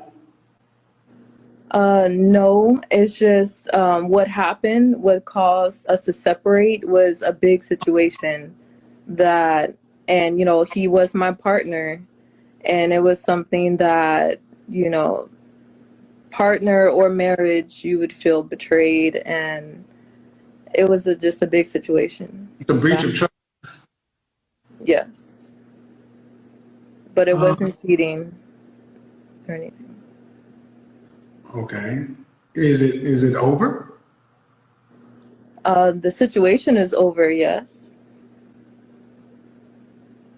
Well, dear, what But was your for me, I feel I live for my children, and I feel that him and me being partners, you know, like we could continue being married, but because my kids are not happy, I feel like I can't go you on. said Christian, right? Yeah, but I don't use the word Christian just because everybody has their different definition of what a Christian's supposed to be. I'm asking you, I mean, I'm just asking that you believe in Jesus Christ. Yes. And I read the Bible and believe what it says. I got to challenge something because I'm not asking about church, but I'm just saying, you said leave and cleave. You're not supposed to live with your children. Your children come after your marriage. Mm-hmm. Yeah, he believes that he should come before the children. Well, that's what our faith tradition teaches us. Mm-hmm. So it's a new way of Christianity right here. Yeah, but as a mom and being the nurturer and the friend. No, this is you above God. Mm-hmm. I just feel my kids' safety. He's not your kids, man. They're his kids too. Yes. But in a situation, you brought religion into this, man. Yeah, look, I could. Let me listen to what I'm saying. You're not right. Mm-hmm. Just because you carry the children doesn't give you the high joker. What he did was to you. He didn't do it to the kids. It was towards the kids. That's why I said the kids. Is he in jail behind it? No, but there is stuff that is pending and still a situation. All right, I'm gonna leave that alone. I'm gonna leave that one alone. That's why I asked you if it was over. On my end, the situation between our trust and the situation that happened is over on my end. Okay. All right, I'll tread a little bit lightly because the kids don't want to be around their father. The kids are young, so they don't completely understand. So, ma'am, then what are you talking about? What he did to the kids?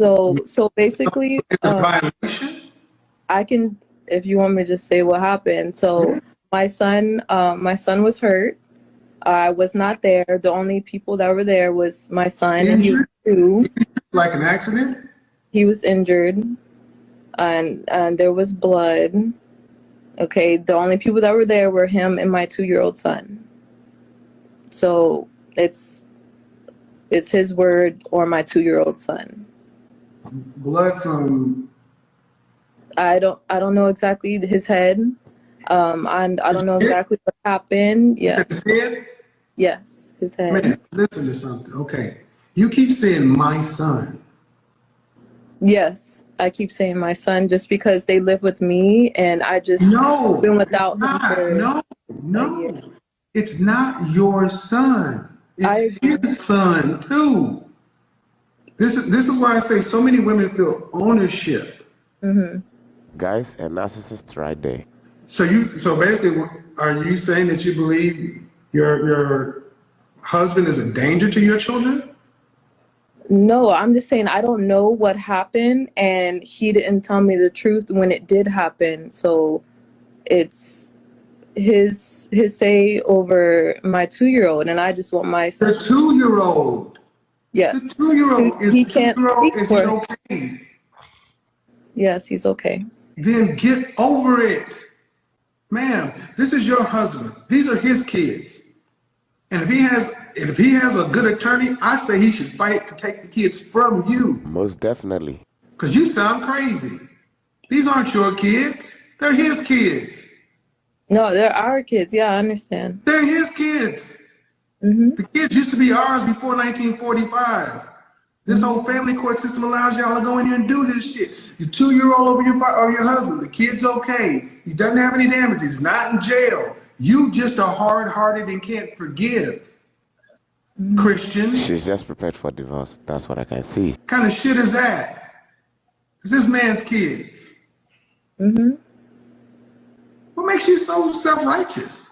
It's not that I'm self-righteous. It's just, I don't know what to do. It's not like I've been in this Get over it. Man, this is what you do. This is what you do.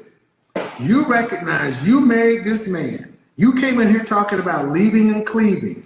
You did that. You are supposed to bond to your husband because your kids hundreds of years ago could have been dead at 2. That's why we have 8 and 10 kids, because infant mortality, because men has done so much to civilize the world in general. You guys bond to your kids. Like, once you have kids, fuck your husband.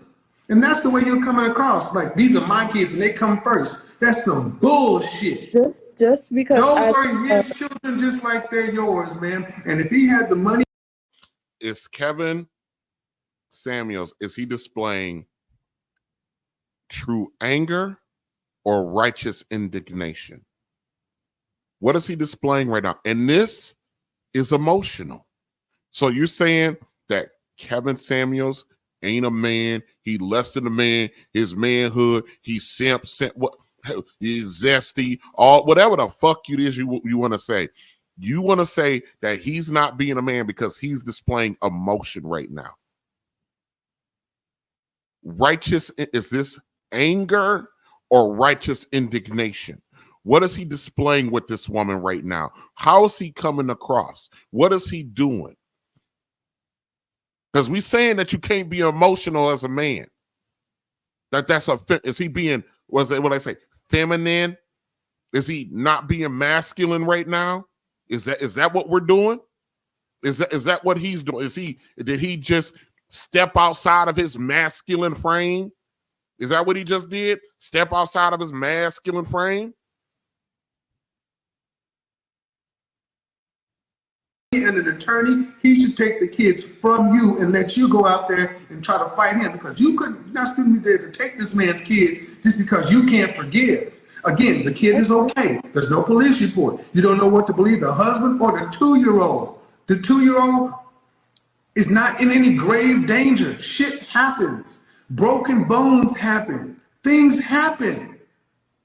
I agree, but one point I do want to make is that, as a mother who raised the kids, you just want to keep them safe. It's not You are unsafe at this point. You are about to wreck your home. Children of divorce have what chance? Do they have a better chance? Do you not watch my show and see how many women wish they could be married? You are the danger at this point. But with our there is no but. The way you are the man. Is your child in imminent danger? Not at the moment, no. Then shut the French toast up. You're wanting to be right because I'm mama. You keep playing the mama joker. I'm the mama. That does not give you ultimate authority. I understand, but any more power over him, ma'am. As the mother, you keep trying to play a biological hierarchy. No, I completely understand what you're saying, but I'm saying as a marriage and a partnership, and as on his You're side, not a partner. why he couldn't think of me as a partner or as his wife in the moment of when it happened. Over it, child. This is why you don't. This is look at modern women. This is about you and your ego. Yeah. I want you to listen to the other mothers and women in the comment section. You sound crazy. This is about you. This ain't about your kids' safety. Listen. I'm listening. This is not about your children's safety. Definitely. Something happened and you don't like the way he handled it. It's over. He can't go back and change it. No. Brother, I hope you fight for your children. Mm-hmm. You fight for your children, go for full custody and allow her to pay you child support and visitation. You are in danger, ma'am, because your children are not in danger. Just a 2-year-old. And this is either hard-heartedness or whatever. The man made a mistake. You want to wreck your whole family about it? No. Who's the danger? I just wanted to give us time apart to realize. Who has the kids? I do, but he That's still bullshit. kids. Think about this. I want you people to understand this. This woman, He no. still sees his kids. No. Like we You're still wrong. stick You together. are wrong. You are wrong, ma'am. Wrong. It's not that he can't be. It does not matter what you don't have. You don't get to do this. The problem is they do get to do this. This is the problem. The family court system is set up to where women can do this kind of shit. What do you mean? Oh my God. Okay, I'm gonna stop that there. There's like 15 more minutes of this going with this lady. What is Kevin displaying? What is he displaying? Huh? What is Kevin displaying? Is he being emotional? Is he stepping outside of his frame, his masculine frame? Is he showing anger, or is this righteous indignation? I mean, righteous indignation is an emotion. It's an emotion. So we're not allowed to display righteous indignation or anger or sadness or anything like that. It sounds to me that a lot of times when we get into these whole emotional things about men not being emotional, men being overly emotional, this, that, and the third, it sounds like a little bit of selective outrage to me. Shout out to Chris Rock. Or was that Chris Rock? Yeah, selective outrage. Or was that Dave Chappelle? Let me look it up. Whose comedy special was selective outrage? Chris Rock. Selective outrage. What is that? Cherry picking instances of perceived injustice while ignoring others. Selective outrage. So, because we see men being emotional, this man can be, that man cannot be. This man can display this kind of emotion, that man cannot be. Selective outrage.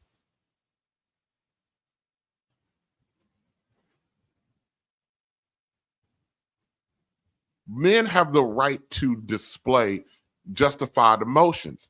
And I think the manosphere got it all the way wrong. I think you should, a fella should not make a decision, an emotional based decision, if all possible. You know, go out of your way. Some decisions are made because of emotion, and some of those decisions are the better decisions, especially when they come into your children or family members, stuff like that. But in general, men should be making evidence-based decisions based on practicality and not necessarily letting their emotions drive them. I agree with that. However, to sit there and say that a man can't be emotional, he can't be angry, he can't be sad, he can't be overwhelmed, he can't have righteous indignation, which is a noble form of anger. You can't have any of those things. You can't get exasperated. You can't get nothing. As a man, you just got to sit there like a fucking tree, barely moving. There are times your silence is golden. There are times you use your emotions as tools at times. Choosing to be silent about something or not reacting to something, that's also an emotion. But you're displaying it differently. Get the fuck out of here, man. People like to do when a guy is displaying emotion, they like to get him with ad hominem attacks. Want to attack his character, attack his motives, attack his manhood. And men, we are the worst ones at that. We do that to each other worse than anybody else. We do that worse than anybody else. It's constantly attacking other men for stuff that's normal. Back in the days when I was young, I'm not a kid anymore. But some days I sit and wish I was a kid again. Back in the day. No one cares about your struggles. Righteous indignation, anger, those are all solid. There's nothing wrong with being emotional, just can't make decisions mostly based out of emotion. Come on, fellas. This is your public service announcement.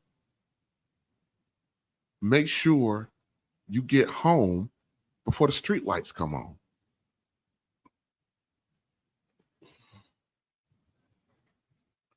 Here's another thing that I want to talk to you fellas about. Let me take that down. And this is directly it's directed at the fellas, but I want the ladies to listen up.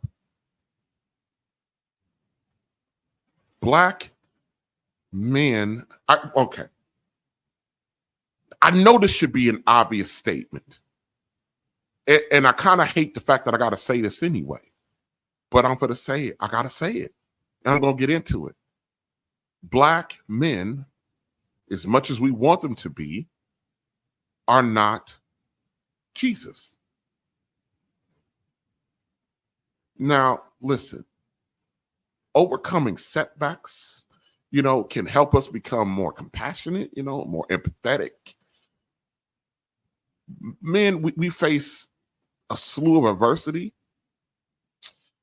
We are often reminded of struggles that others may be facing, and by overcoming setbacks, we can develop a greater sense of compassion and empathy, which, by the way, are emotions towards others who may be going through something similar. This can lead to stronger relationships and, and greater senses of community.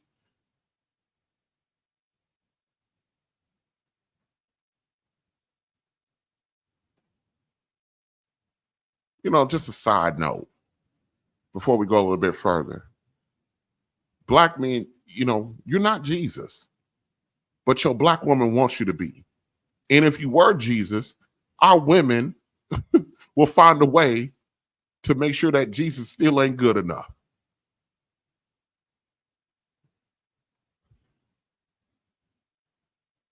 What are some of the things that contribute to the need for black men to work harder than their counterparts? So let me get into this. Let's start with some historical context here. Like we can't overlook that black men have had a long history of systemic oppression and racism. I'm not going to sit there and say that those are not factors, because they are. Everything from slavery to Jim Crow to mass incarceration, black men have been consistently marginalized and disadvantaged by direct and institutional issues in this country. That's what makes us extraordinary. We got a whole damn system that we are. Why? Let me ask you, ladies. I'm gonna ask this over and over and over and over again. Why do you think the entire system is designed to take down your man? Your man.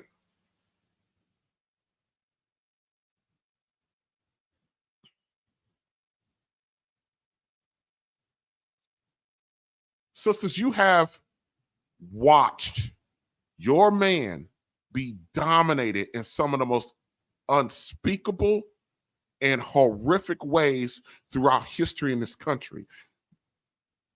That one cannot argue that might be the foundation for your lack of respect for him, watching your man being dominated by somebody else, which also could lead you to line up with them and do the same thing because you perceive black men as weak. So you come in and you jump on it instead of jumping on your man's side to help him fight this machine that he tends to win over time over. But instead of you jumping alongside of your man, you jump alongside of the fucking machine. So now he got to fight the machine and you. Another factor that contributes to the need for black men to work harder for success is the cultural pressures to conform to an unrealistic standard of placed on men by our women, and that is for black men often expected to be stronger, more independent, more self-reliant, more richer, more famous, more taller, more better looking, more money than anybody else. we have unrealistic expectations placed on us, which can make it difficult for us to seek support and help when we need it, because don't nobody care about our struggle. And this pressure to outperform or be more than any other man, this expectation by our women, can also lead to feelings of isolation and loneliness. Remember, at the beginning, I said being a Black man can be isolating and lonely, which can make it difficult to build strong, lasting relationships with our women, because you are lined up alongside of the machine that is trying to destroy. Being a regular old man, being a regular old brother for a lot of our women is a man that has failed, which is insane. And for a brother to be Superman is only average to our women. So what the hell? Here's the bottom line, fellas. You are not Jesus. And you should not allow anyone to place that expectation on you, especially your own woman. You can be wonderfully flawed like everybody else. Fuck what they got to say. Remember, when you achieve, you've already done it 3 times with 3 times the effort, talent, and skill. And you've done it with the least amount of support.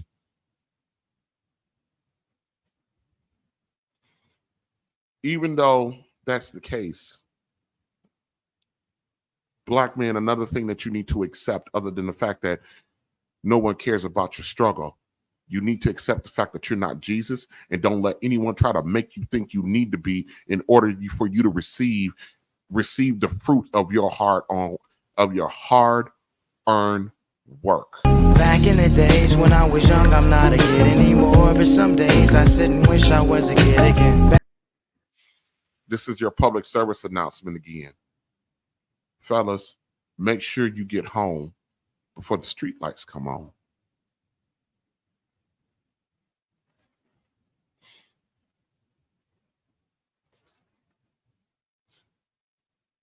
You know, I'm sitting here debating about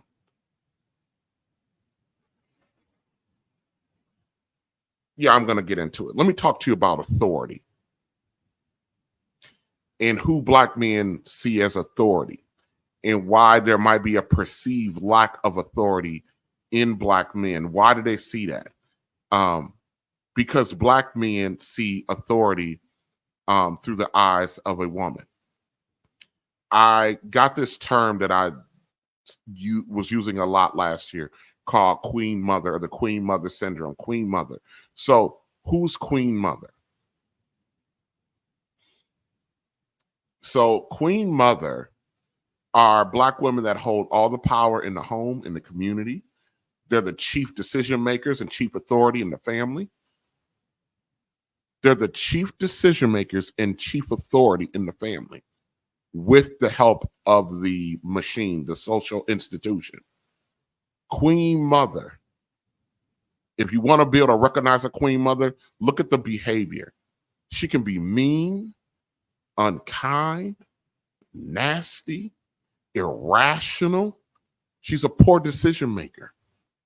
She's unhealthy. She's emotionally and physically unhealthy. She's irresponsible, selfish. And her most prominent behavior, she's uncompromising. A Queen Mother will have all or numerous combinations of the traits that I just set out. She's mean, unkind, nasty, irrational. She's a poor decision maker. She's emotionally and physically unhealthy. She's irresponsible, selfish, and her most prominent behavior is the fact that she's uncompromising. She's uncompromising. That is your Queen Mother. Queen Mother cannot be challenged or questioned or defied in any capacity. This dynamic is strong in our women, that even those of us who are negatively impacted by Queen Mother's way of being, that Queen Mother is so strong. The dynamic of Queen Mother is so strong within the Black diaspora. We will defend it even if we're negatively impacted by it. We defend it. We rationalize it. It's a cultural norm for us to defend and protect Queen Mother. And the number one statement we use to defend or protect Queen Mother: Mom did the best she could. Even if the outcomes are poor, we simply just sweep it all under the rug and say, well, she did the best she could. Did she? Did she really? Having 5 different baby daddies is mom doing the best she could. Mom running the fucking daddy out the house, she did the best she could. Mom not being able to cooperate with anybody, she did the best she could. Mom being mean, uncompromising, irrational, being a poor decision-making, being irresponsible, being selfish, being uncompromising, all of those things. And we're saying she did the best she could. Really? Fuck.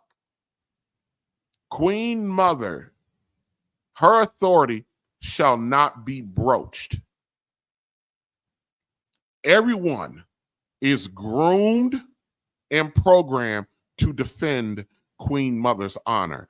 Even if you can systematically outline how her decisions, her behaviors have negatively impacted the children, Queen Mother will typically unleash a fury out on you to challenge or go against Queen Mother, could land you excommunicated from the family. The reason why you could be excommunicated from the family, because Queen Mother is the head of the family.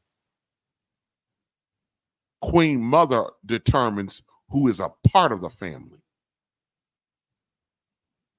If you want to see a good example of Queen Mother, go check out Monet Tejada from the Star series Power Book 2 Ghosts. Monet Tejada, a Black mother, at various times during that series has exiled 1 or 2 or 3 of her children out of the family for simply questioning or defying her. Not only did she do that, but she also had the father of her children killed.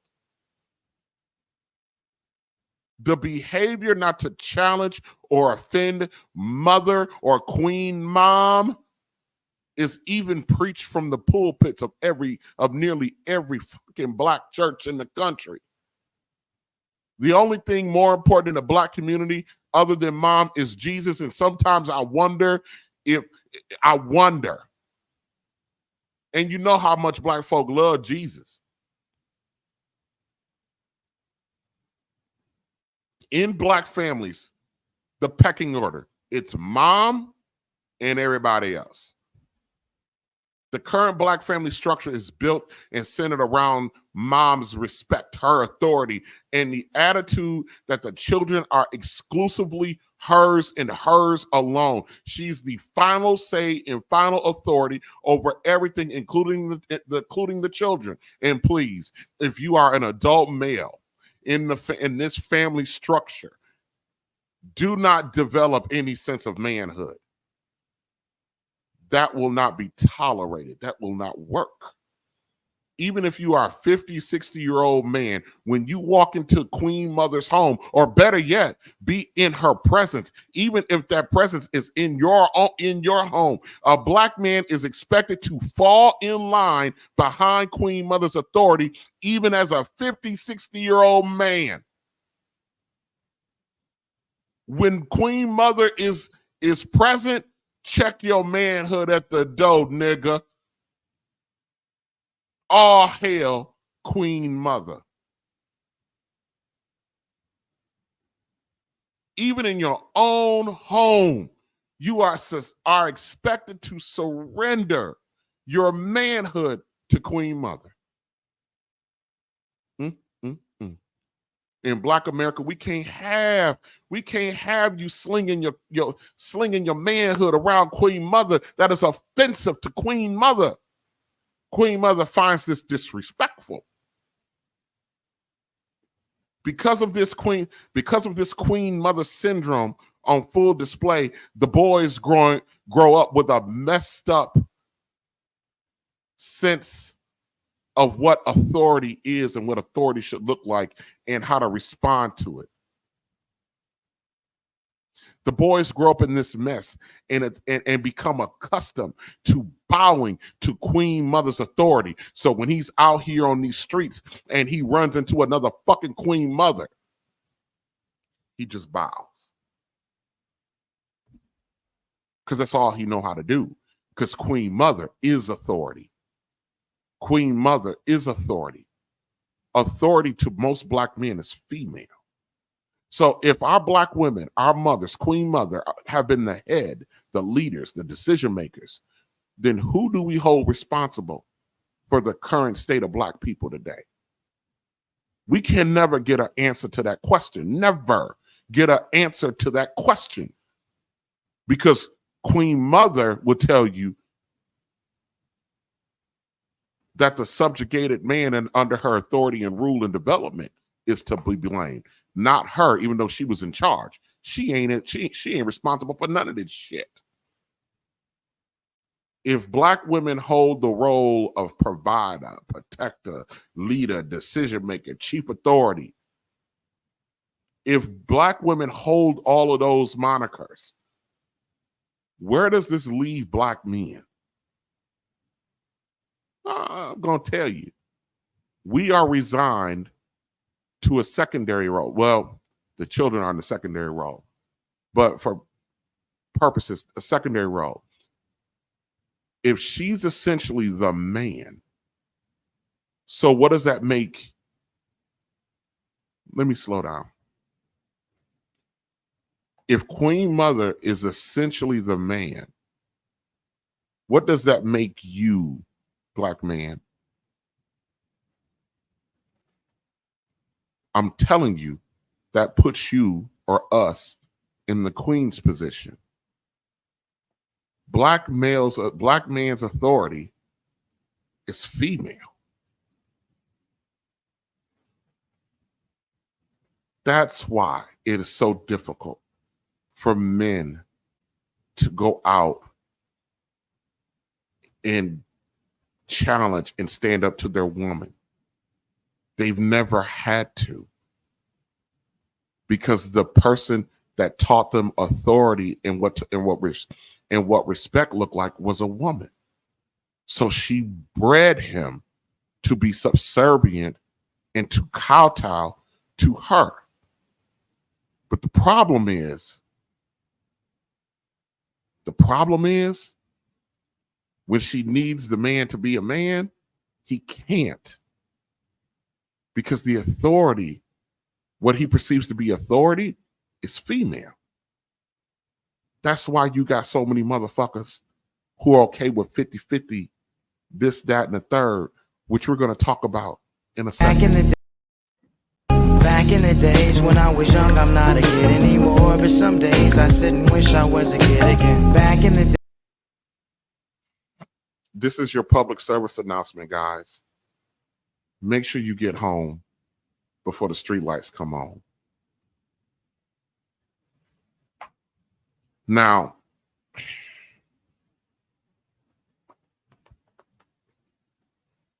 speaking of 50-50 relationships, and women, I'm going to talk to you a little bit. 50-50 relationships. I want to play a clip from the fellas over at Singles by Choices, okay? And I want you to see this exchange. I like this lady. Her YouTube name is Pick Meek. I actually like her, but this, we're gonna get into this real quick. Hold on. Well, Crystal ain't here. I can't really call her on You shit. can address Crystal with Crystal. Go on. Crystal be back here. Oh no, that's okay. I can address you then, Pick Me, because you said something about if it's 50-50, that's a partnership. So you think if you split half the bills. Let's say the bills is $2,000. You pay $1,000. I pay $1,000. You think the relationship now is automatically 50-50 because we split the bills? Yeah, wouldn't we be splitting everything? That is, y'all black people disappoint the fuck out of me. Please, God, let me wake up Puerto Rican tomorrow. So, I hope you do too. so I everything. pray the Lord blesses you with that desire. Come to my world. So everything in a relationship is money. No, but Absolutely.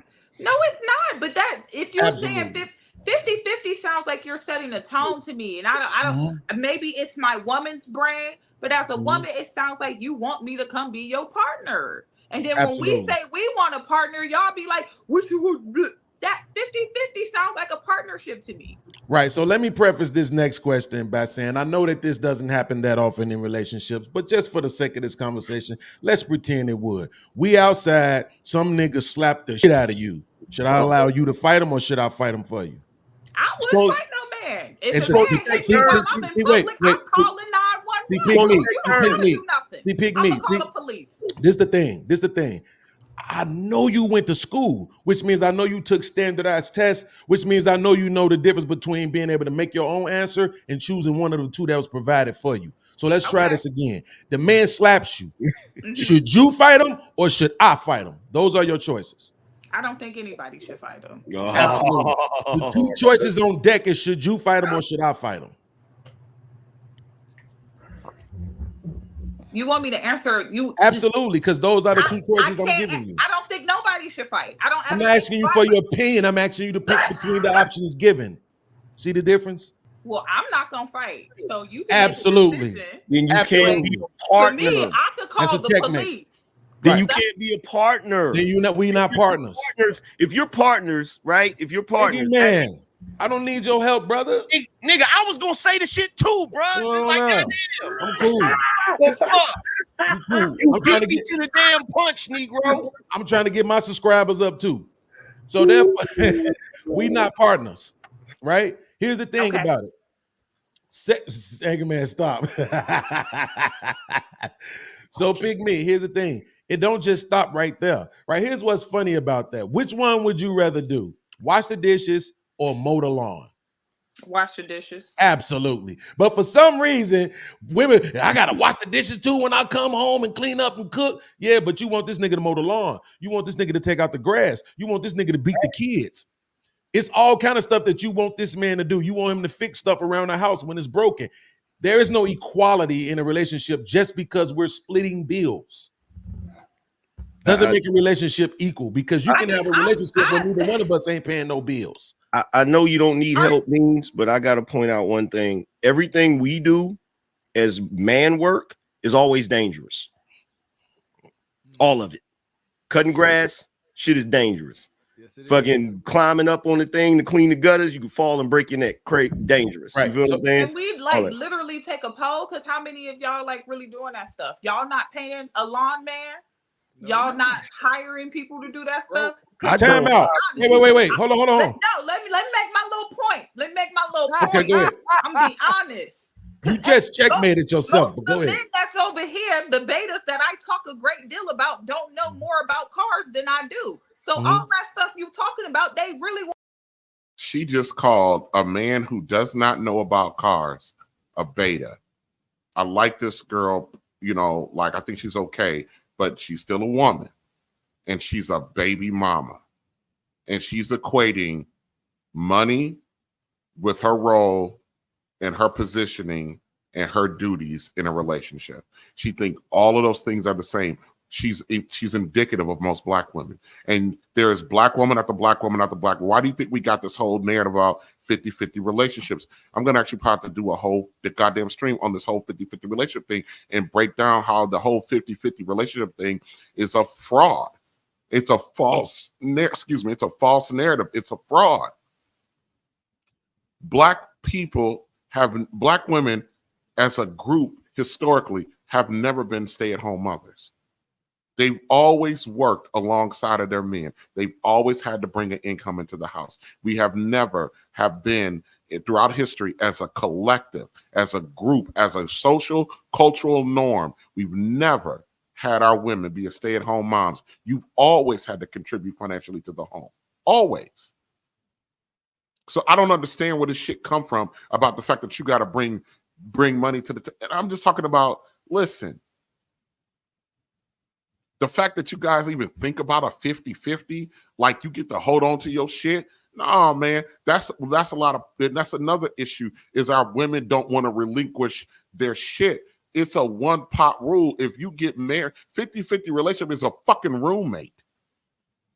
If you somebody's wife, you're not a damn roommate. You're not a goddamn partner, and your money don't belong to you. I don't know how many damn times I gotta say that. Your money don't belong to you. Whatever you earn don't belong to you. That shit belongs to the institution of the relationship, of the marriage. None of your money, not even his, belong to him. The hell is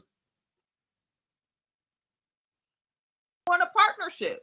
Absolutely. If you offering me 50-50, you want me to be the leader too with you. That's what it usually be. But then you want me to step out. So if she has to contribute anything, if she has to contribute, then she's a leader too. No, pick me, shut the fuck up. And I love you, girl. Shut up. Shut up. Outside of my mind and my reality and be like, no, but it's just gonna be different. The fucking I don't even want to call it delusion anymore. The bad programming, that mindset that she has, that is a queen mother mindset. She's a queen mother and don't know it, but that's not how she describes herself. She's up there, I'm looking for the soft life. I'm looking to be somebody's help me, but she has a fucking queen mother mindset. You can't do nothing with that. You can't fall for the trap. And the guys are exposing the mindset. I don't think she understands. Our women want to be wise, but how they want to be, not what their actual job and role is. They don't want to do the sacrificing. It's a goddamn sacrifice. No. Absolutely. When it's 50-50, those men, that women are complaining that the grass ain't being cut. I don't know that many men that's outside cutting no grass. Okay, first of all, check this out. Check this out. There's no way. Go ahead, Beans, with your fucking Chicago at. Go ahead, Negro. God damn. Is anybody else on the panel realize how she just checkmated herself? Yes, but I wanted to make the point. Go ahead, bro. So this is what you said. You said these niggas ain't mowing the lawn. They paying somebody to do it. Checkmate. And we gonna go no. that Nope. in our partnership. Nope. Nope. Because you wasn't talking about that when you was talking about bills, and you know it. And this is what I'm saying. Here's the thing. Pick me. So remember when you asked me to let you talk and I shut up? Now let's see if you can do the same thing. God, hear what y'all want to hear, and this is absolutely. This is I want you to hear what I'm saying, like I listened to you when you was talking. See how they showed you respect? Show me the same. I don't care. Okay, then what? I'm just gonna overtalk you then. So here's the thing, Pick Me, because when you was talking, I shut up. Literally doing what y'all do in this space. So I want you to give me the same respect. That's only fair. That's only fair. All right, one mic, one at a time. Come on.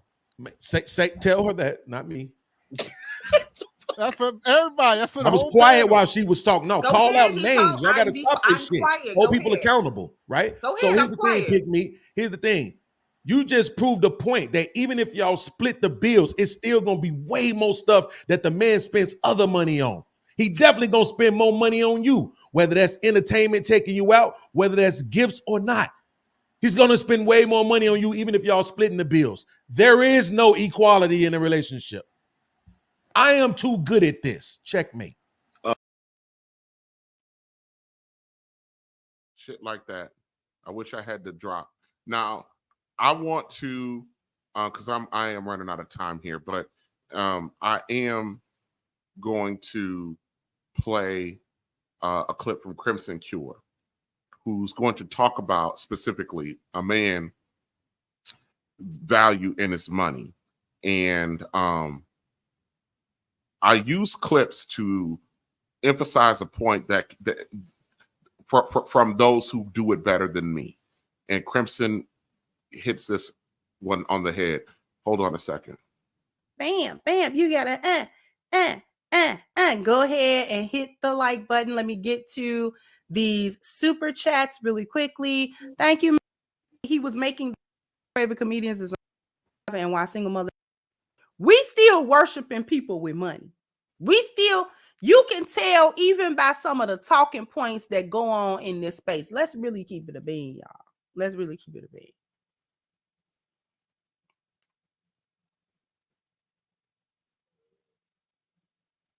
We worship money in these spaces. We thought that when Kevin Samuel said high value man, and that included money, we thought that was all that was supposed to be about. That people were only high value when they had money in their pocket. Particularly men. That was the only benchmark, the only measuring stick for who a high value man actually is. Just like we also think the only measuring stick for a high value woman is whether she fine or not. We think those are the only measuring sticks.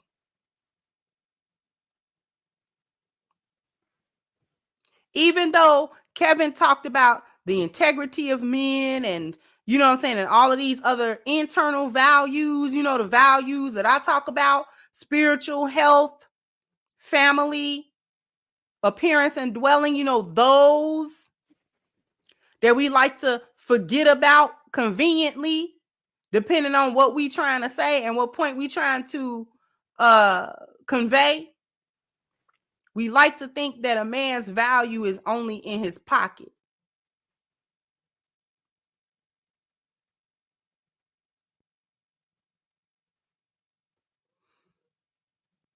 And in truth, that's still the lost value system. So we circling around certain stuff, but it's still the lost value system. So why we ain't got out. Because we still worship people's money and we still worship their looks. We still worship the external things about them and without paying any attention to the internal things. So such that we think that a man who has money and maybe paying bills or something like that, he can never do no wrong. He's not ever doing anything wrong. He's doing everything 100% that he should do because that's the only thing that he does. And it flies in the face of all of these years talking about the actual value of men and beyond his pocket, not using men as a utility, not seeing men as just something, something you use, a means to an end, a tool. He's a human doing, not a human being. Remember that? So we can't say that men have all of these other values and then when it befit us, he's only valuable when he got a certain amount of money. And then we don't talk about who he is as an individual. Just like we'll say that a woman that's fine, she is not, if she not fine, she not qualified for a high value man without talking about who she is as a woman. As if her external looks something she didn't have nothing to do with. That's genetics. As if her external looks has anything to do with who she is as a woman and whether or not she's a good woman and whether or not she's a woman that's fit for a husband.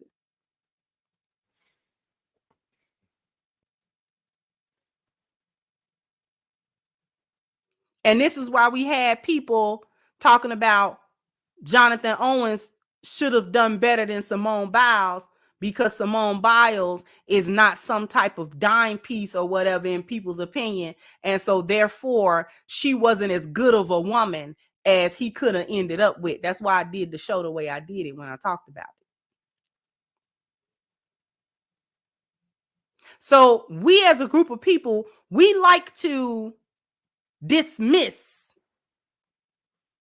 Because in reality, we don't think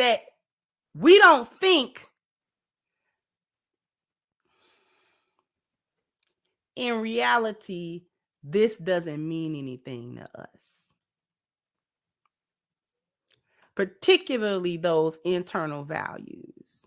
They don't mean nothing to us. Ultimately, we don't care about people's spirituality.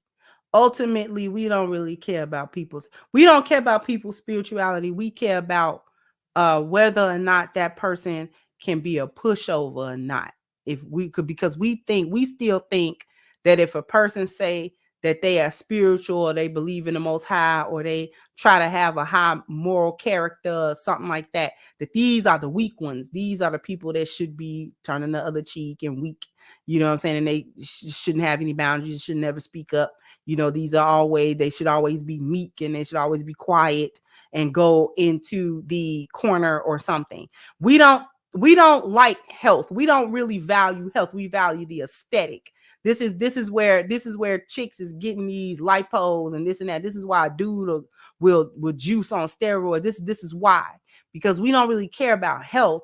We care about the aesthetic. That's Back in the days when I was young, I'm not a kid anymore. But some days I sit and wish I was a kid again. Back in the day. This is a public service announcement. Fellas, ladies, make sure you get home before the street lights come on. Now I'm getting ready to wrap up. But before I do, this is a message for everyone. And I'm going to talk about dreamer, the dreamers in us. Because at the beginning of this, I mentioned the dreamers, mentioned nostalgia. I talked about how we used to dream. And I'm not eloquent at that, but Dave Chappelle, he did an excellent story on dreamers. And I'm going to play that. And it's not as in an entirety. I can't put it on the screen because I don't want them to take down my stream, but you're going to hear the audio of David Chappelle telling the story about being a dreamer. Okay. So I want you guys to listen to this and then I'm going to wrap it up. Okay. Okay. Before I did Killing Them Softly, when I was 22, HBO gave me the biggest opportunity of my life at that time. They gave me a half-hour special, but this shit was not like a special, you know what I mean? It was generic. It didn't even have a title. It was just Dave Chappelle. And I shot it in San Francisco at a place called Broadway Studios, which is on the second floor of a building. And beneath Broadway Studios is a nightclub. And the special was only supposed to be 30 minutes. And I got ready, I practiced, I did all the shit I was supposed to do.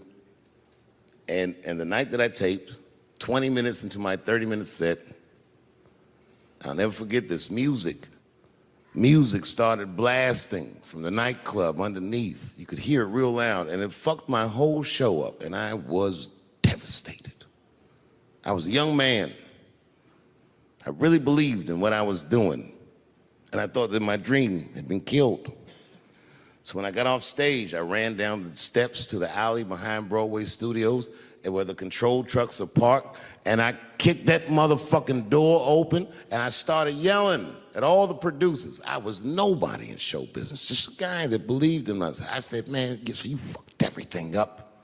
That fucking music, what the fuck were you thinking? And there was a guy who was a big-time producer, I ain't saying no names, and he stood up, and he said, hey, kid, sit the fuck down.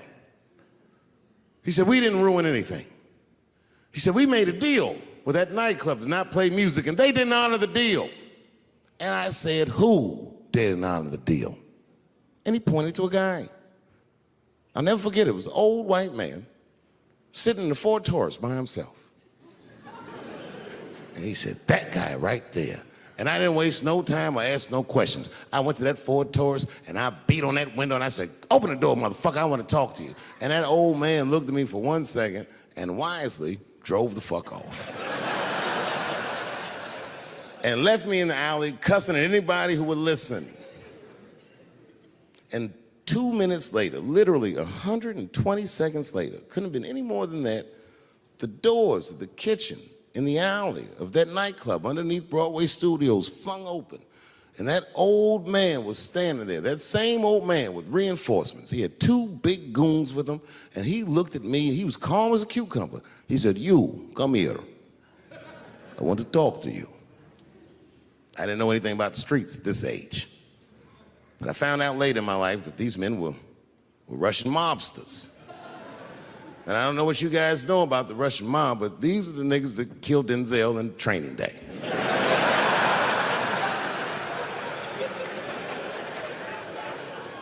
And all the producers knew what I was up against. They said, "Dave, do not go in there." And I said, "Fuck y'all." And I walked right into that kitchen, and they closed the doors behind me, and it got dark as fuck in there. And I knew, I'm not dumb, I knew I was in a bad situation. But you have to understand, I believed in what I was doing, and I didn't give a fuck. Just kept cussing at these motherfuckers, telling them how they ruined my life. And that old man couldn't believe that I was talking all this shit. And as soon as I took a breath, he stopped me gently. He said, "Hey, kid, listen. Your friends lied to you." He said, "We made a deal, but your friends never paid me." And when he said that, I realized I was locked in a kitchen.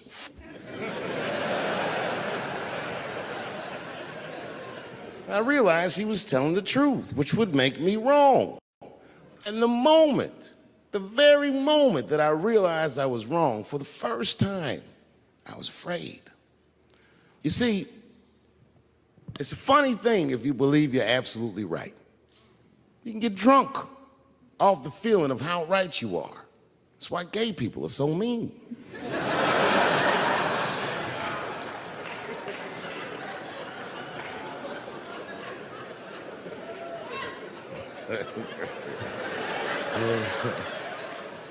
But I didn't buckle.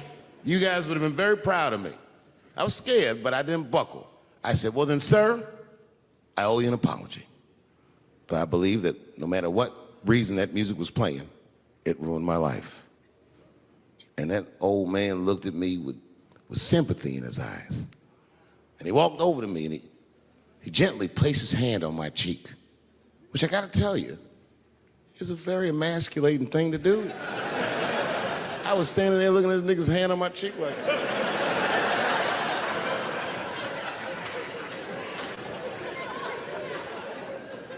and he said, "You are a real man." And he tapped me on my cheek, real soft, just like that. The doors opened back up, the light from the alley flooded into the kitchen, and I just walked out alive. I lived to fight another day.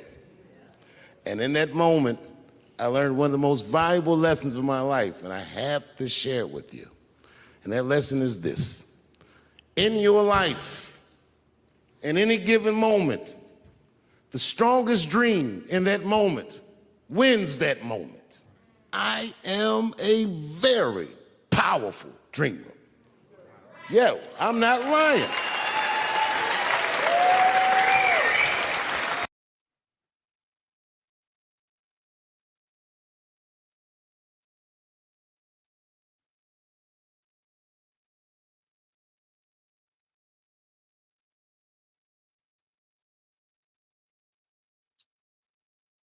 The strongest dream wins the day.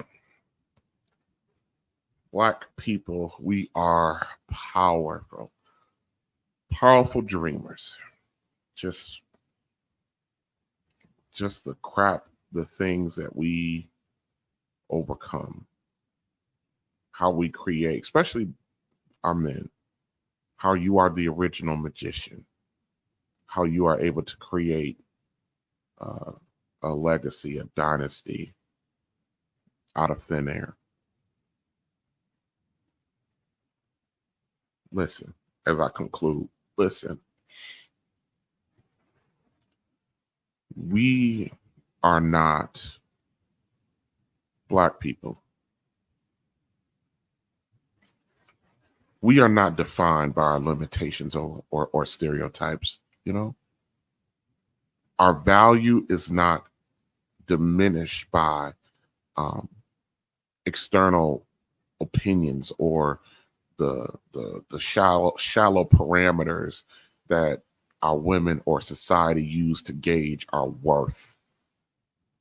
We are more than caricatures drawn of us. We are fathers. We are sons. We are brothers. We are husbands. And we are friends. Some of us are CEOs. Some of us are janitors. We got doctors. We have teachers. We have artists.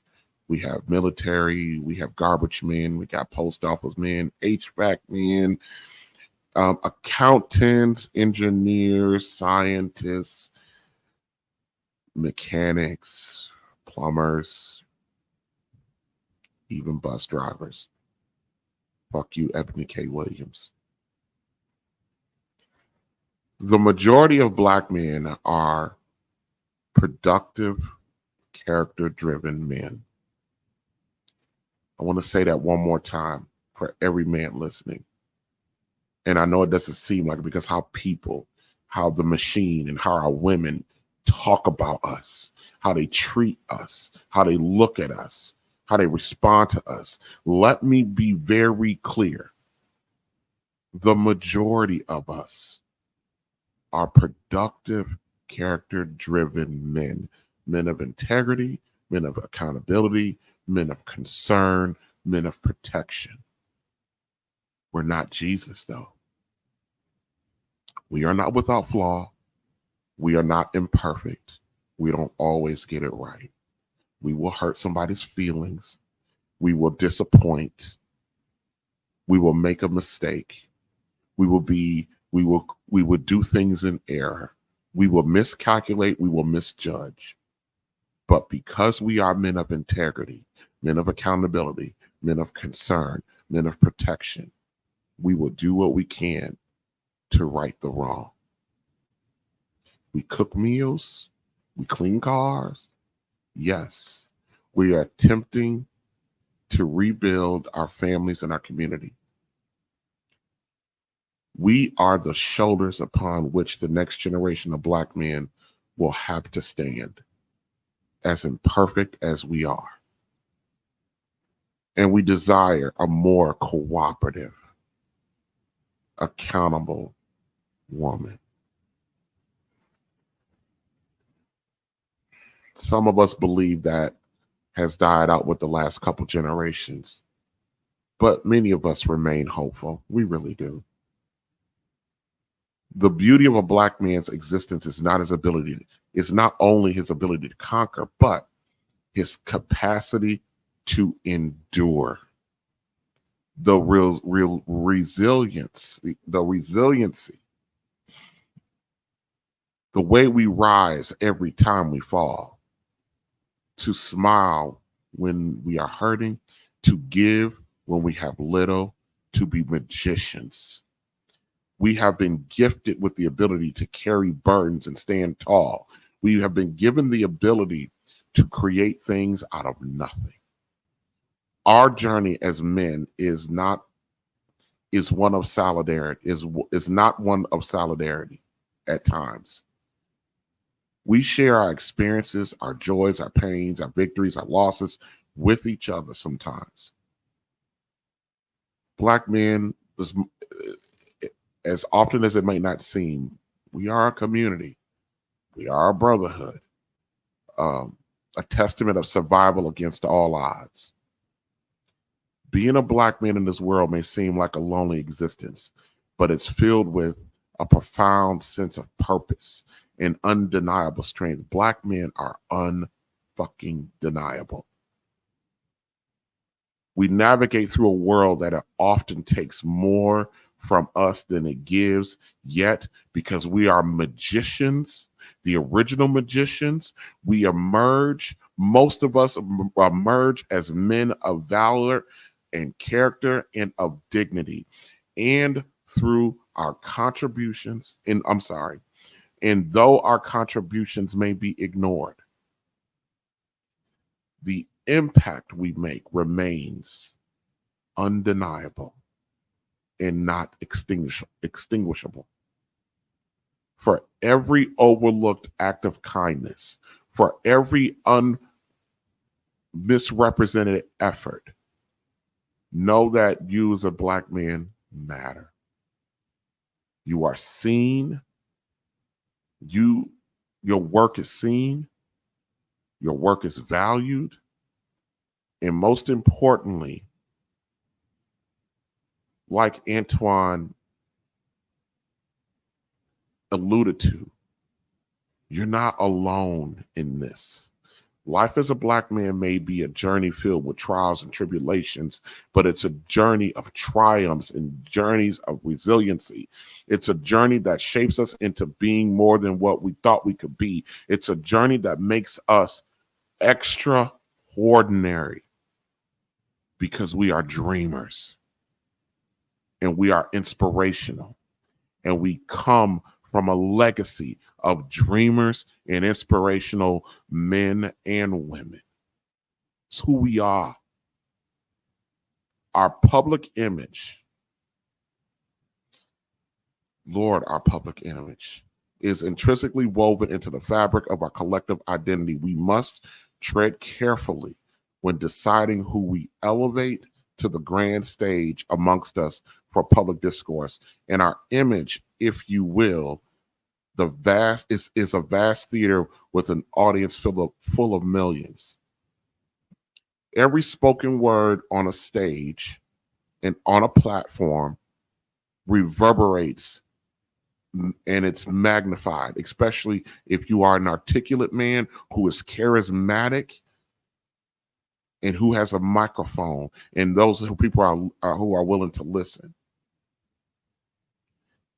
And those of you men out here that will step into that role, be careful what you do when you're given the microphone. Remember whose voice will echo in the minds and hearts of the people who are listening. To grant someone a platform is not merely to amplify a voice. It's an endorsement. It's a tacit agreement that words spoken out of this particular individual or individuals have value and that they're worth listening to. And while freedom of speech is a pillar of our democracy, not all speech or actions can uplift. Some words and actions may harm, mislead, and perpetuate a narrative.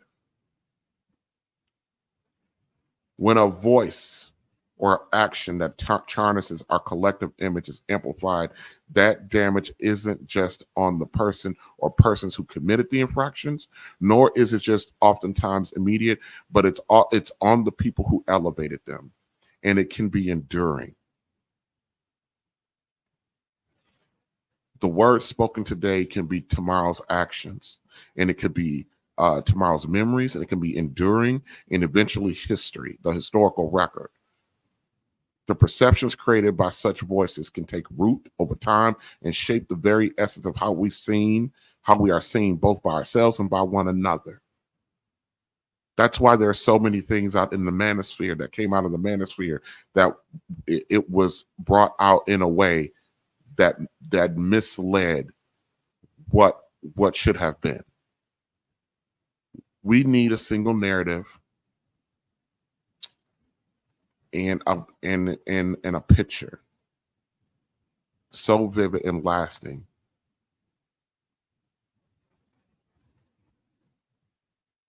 that joins all of our experiences, okay? Now, we live in a digital age, and words and actions live forever in this digital platform, on these digital platforms now. If you don't believe me, just ask Will Smith.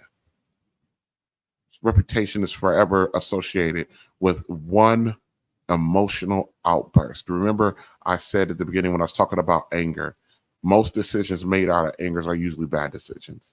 And Will Smith, my God. A tarnished image isn't easy to rectify, as he's learning out. When the internet archives every misstep, every ill-spoken word, Black people's reputation, both individually and collective, is fragile and under constant onslaught. We got to keep that in mind. A single misplaced word or action with a vast platform can create a domino effect. If you don't believe me, just check out the Cat Williams incident interview with Shannon Sharp.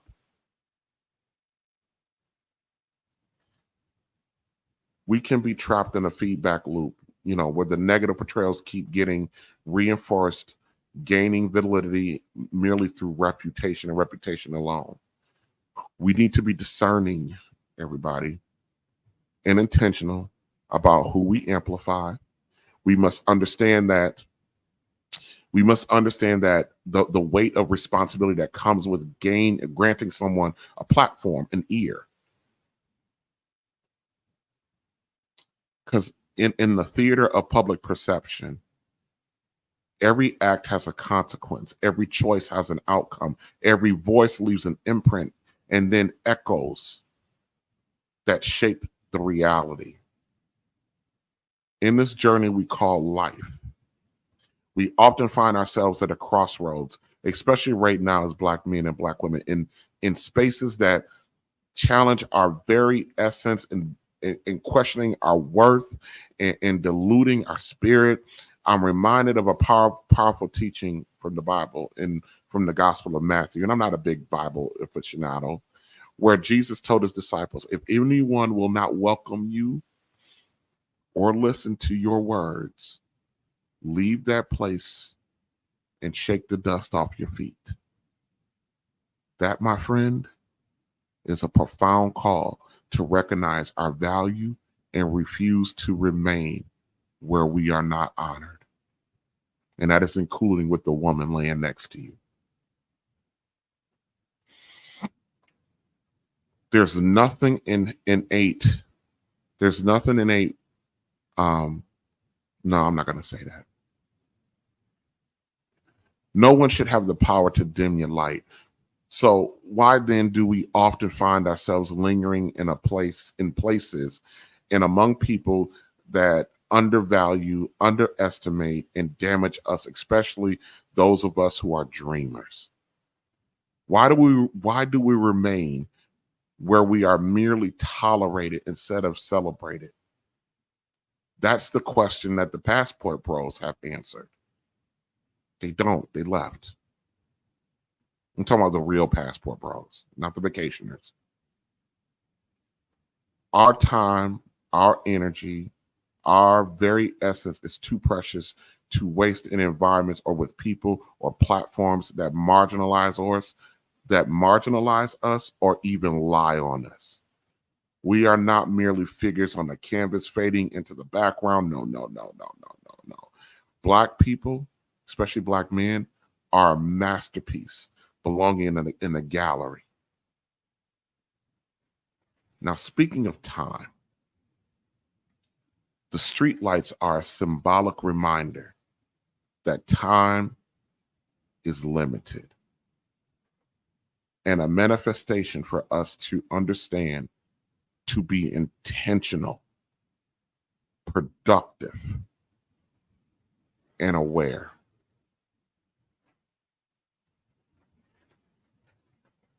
Back in the days when I was young, I'm not a kid anymore. But some days I sit and wish I was a kid again. Back in the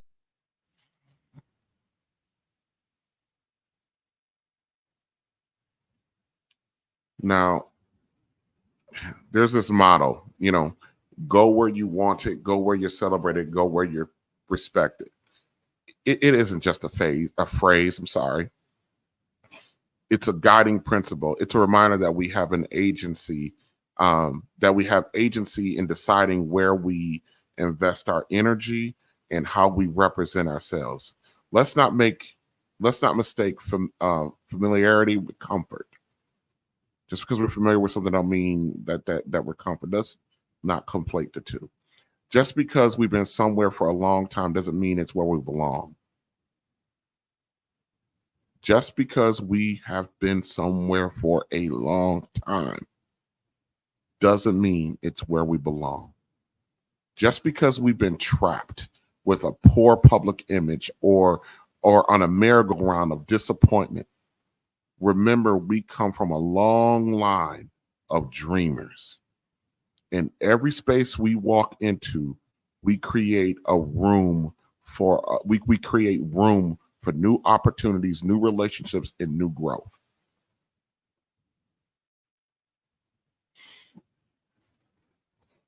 Now, will a new king arrive? Kevin Samuels was slowly moving the conversation and behavior towards a single message and a conversation of reconciliation between men and the men and the women. But now it seems to be back to the Hatfields and McCoys. Before I wrap up, let me make one more point. We constantly talk about the necessity of Black male leadership. We talk about how Black women should respect it and seek a Black man with a healthy dose of it. But the one thing that we don't talk about enough is that Black men need leaders too. Kevin Samuels understood this deeply and intimately. And when he would address Black men's issues, he never forgot to take a moment to hit hard on the need for Black men to find mentorship, coaching, or whatever, because the overwhelming majority of Black men did not have the tools in the home. It's not fault of his own. And ladies, don't hit your man over the head with this. He already knows this. And don't use this as another thing to, our women go out of their way to try to find phrases, terms, or examples to try to checkmate their guy. Why do you want to do that to him? Oh, that's right, because you're on the side of the machine. That's why. Kevin would often state that, unfortunately, because so many of us didn't receive that growing up, that at now our old adult age, we're going to have to pay for it. He talked candidly about getting a second job and taking that money and investing that in yourself for coaching, mentorship, or whatever it is to improve who you are. He made it okay for Black men to stop being ashamed of the fact that our manhood is severely underdeveloped in a lot of ways, and it's no shame in going out and paying for someone to help fill in the gaps. In fact, he felt it was a necessary step in the evolution of your manhood.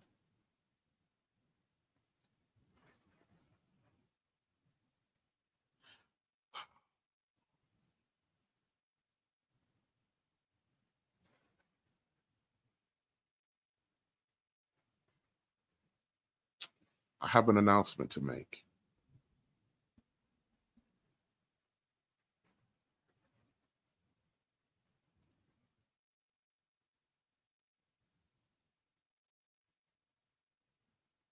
And here it is. The streetlights are on.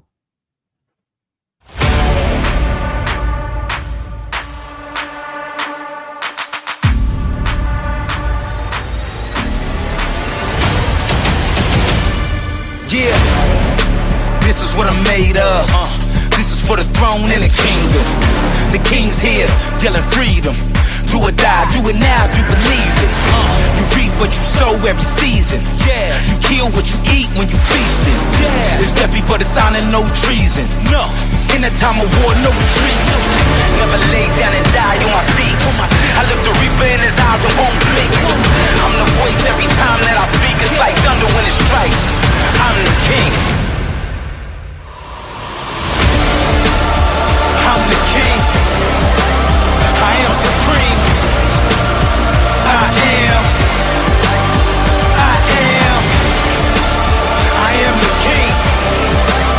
I am supreme. I am. I'm the king. Gotta keep going when you in the field. Yeah. Can't lose heart when it gets real. Yeah. Always push back, can't lose ground. Always stand up, never back down. Victory is key, victory is yours. Through the blood, sweat, and tears coming out your pores. Through the tears and the pain, cause you want more. Grind time through it all until it pays off. I'm in the league of my own. I'm a king and I'm bad to the bone.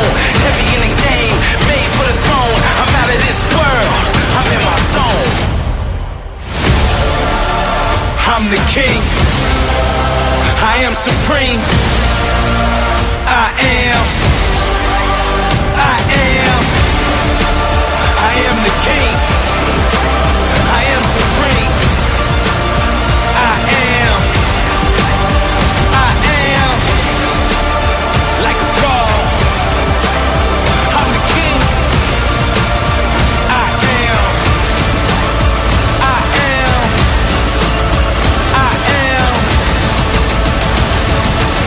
I am the king.